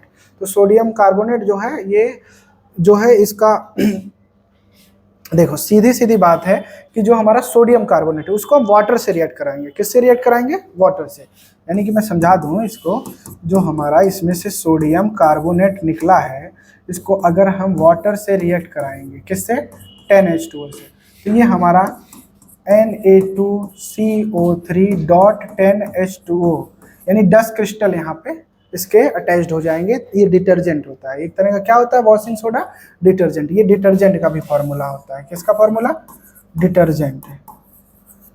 ठीक है, ये किसका, डिटर्जेंट भी बोल सकते हैं इसको, डिटर्जेंट यानी कि वॉशिंग सोडा भी बोल सकते हैं, यानी धोने का, कपड़े धोने का सोडा जो होता है, डिटर्जेंट। टाइड रेन ये सब जो है पाउडर होते हैं वो। ठीक है, इसका यूज कहाँ होता है, देखो glass, paper and shop industry, कांच, कागज और साबुन उद्योग में, साबुन वगैरह बनाने के। It is a manufacturing of borax, borax एक तरह का जो होता है ग्लास होता है, उसमें यूज किया जाता है। वाटर हार्डनेस को रिमूव करने, पानी की कठोरता को दूर करने के लिए भी इसका इस्तेमाल किया जाता है, किसका, वॉशिंग सोडा का। ये बात मैंने अच्छे से बता दी आप लोगों को। फिर उसके बाद अब हम आ जाते हैं प्लास्टर ऑफ पेरिस पे, पीओपी, जिसे पीओपी बोलते हैं शॉर्ट में। इसका केमिकल फॉर्मूला क्या होता है, कैल्शियम सल्फेट हेमीहाइड्रेट। ठीक है, इसको क्या बोलते हैं, कैल्शियम सल्फेट हेमीहाइड्रेट, मतलब half H2O, calcium sulphate half H2O। तो कैल्शियम सल्फेट हाफ H2O जो ये हमारा बनता कैसे है, ये जो होता है, ये प्लास्टर ऑफ पेरिस जो है ये जिप्सम से तैयार किया जाता है। क्या, जिप्सम को अगर हम 100 डिग्री सेल्सियस पे हीट करेंगे तो हमारा प्लास्टर ऑफ पेरिस बना के देगा और साथ में वाटर के क्रिस्टल भी देगा। तो ये देखो यहाँ पे जिप्सम बन रहा है, ये क्या है हमारा, ये हमारा जिप्सम है। ठीक है, तो ये बनता कैसे है ये भी बता देता हूँ। जैसे कि हमारा ये कैल्शियम सल्फेट 2H2O जिसे हम जिप्सम बोलते हैं, क्या बोलते हैं, जिप्सम। जो जिप्सम है ये, इसको हमने हीट किया, क्या कर दिया, हीट कर दिया, कितने डिग्री पे, जो है 373 केल्विन, या हम कह सकते हैं 100 डिग्री सेल्सियस पे। तो ये हमारा क्या बन जाएगा, ये जो है हमारा कैल्शियम सल्फेट हाफ H2O और साथ में 1.5 H2O। ठीक है, तो ये हमारा किसका फॉर्मूला है, पीओपी का, प्लास्टर ऑफ पेरिस का। और ये जिप्सम का, उसका रिवर्स रिएक्शन भी दिया हुआ है। ठीक है, रिवर्स भी ट्रू है इसका। तो ये इसका यूज कहाँ किया जाता है, इसका जो है यूज देखो, टॉय बनाने में, खिलौने बनाने में, decorative materials, cheap ornaments, cosmetics, blackboard का चौक बनाने में। ठीक है, फायर प्रूफिंग मटेरियल की तरह इसका इस्तेमाल कर, setting up the broken bone, हड्डियां जो टूटी होती हैं या जैसे हाथ वगैरह टूट फ्रैक्चर हो जाती है, फ्रैक्चर बोन को जोड़ने के लिए भी प्लास्टर ऑफ पेरिस को यूज किया जाता है। सब कुछ मैंने बता दिया, टूटी हड्डी को जोड़ने के लिए भी इसका इस्तेमाल, सजावटी सामग्री, सारी बातें मैंने बता दिया है। ठीक है, अब हमें किसके बारे में समझना है, वाटर क्रिस्टलाइजेशन। वाटर क्रिस्टलाइजेशन जल के क्रिस्टलीकरण के बारे में समझना। वाटर क्रिस्टलाइजेशन क्या होता है, fix number of water molecules present in one formula unit of A salt, किसी सॉल्ट में कितने फिक्स नंबर में वाटर मॉलिक्यूल प्रेजेंट हैं, एक फार्मूला यूनिट में, एक इकाई द्रव्यमान सूत्र में जितने भी जो है किसी भी सॉल्ट में जल के क्रिस्टल प्रेजेंट होंगे उसे ही हम क्या कहेंगे, जल का क्रिस्टलीकरण कहेंगे। ठीक है, तो उसका एग्जाम्पल देखो, सबसे फेमस अभी जो है ये है। अब देखो जैसे कि मैं लिख देता हूँ कि अगर Na2CO3 10H2, तो यहाँ पे ये जो 10H2O है ये क्या है, वाटर क्रिस्टलाइजेशन है। ये क्या है, वाटर क्रिस्टलाइजेशन है, वाटर क्रिस्टलाइजेशन। ठीक है, ये क्या है हमारा, वाटर क्रिस्टलाइजेशन, यानी कि यहाँ पे वाटर क्रिस्टलाइजेशन का नंबर 10 है। दूसरा जैसे कि मैं लिख दूंगा कॉपर सल्फेट 5H2O, क्या लिख दूंगा, कॉपर सल्फेट 5H2O। तो ये कॉपर, यहाँ पे जो 5H2 है ये भी क्या है हमारा, वाटर क्रिस्टलाइजेशन है। ये क्या है, water, number of water crystallization, water crystallization, यानी कि जल का जो क्रिस्टलीकरण है उसकी संख्या जो है वो 5 है। ठीक है, तो ऐसे और भी एग्जाम्पल हो सकते हैं, जैसे कि FeSO4 7H2O, तो यहाँ पे वाटर के क्रिस्टल कितने हैं, 7 है, तो ये भी बता सकते हो। सेम चीज जो मैंने बताई है यहाँ पे, वो यहाँ पे यही है सेम, यहाँ पे कितने हैं, 7 है। तो ये सारी बातें, वाटर क्रिस्टलाइजेशन क्या होता है, कितने वाटर मॉलिक्यूल प्रेजेंट होते हैं। ठीक है, तो ये जो है हमारा क्लास जो है पूरी तरह से क्या हो गया है, कंप्लीट हो गया है। ठीक है, तो ये बात आप लोगों को एकदम अच्छे से समझ में आ गया। चैप्टर को मैंने पूरा डिटेल से समझाया है। अगर कहीं भी डाउट हो या कुछ भी कहीं समझ नहीं आया तो कमेंट सेक्शन में लिखकर बता सकते हैं। तो ये बातें आपको सभी क्लियर होंगी। ठीक है, आगे जो है इससे आगे जो वीडियो आते रहेंगे नेक्स्ट चैप्टर्स के, तो ये सब कुछ क्लियर है। तो हम लोग आज की क्लास को यहीं पे क्या करते हैं, खत्म करते हैं। और आपको चैनल को ज़्यादा से ज़्यादा सब्सक्राइब करना है, शेयर करना है, ठीक है, और लाइक तो जरूर करना, इससे हमें मोटिवेशन मिलेगा और हम जल्दी से जल्दी वीडियो अपलोड करेंगे। ठीक है, तो क्लास आपकी यहीं ओवर होती है। ठीक है, बाय।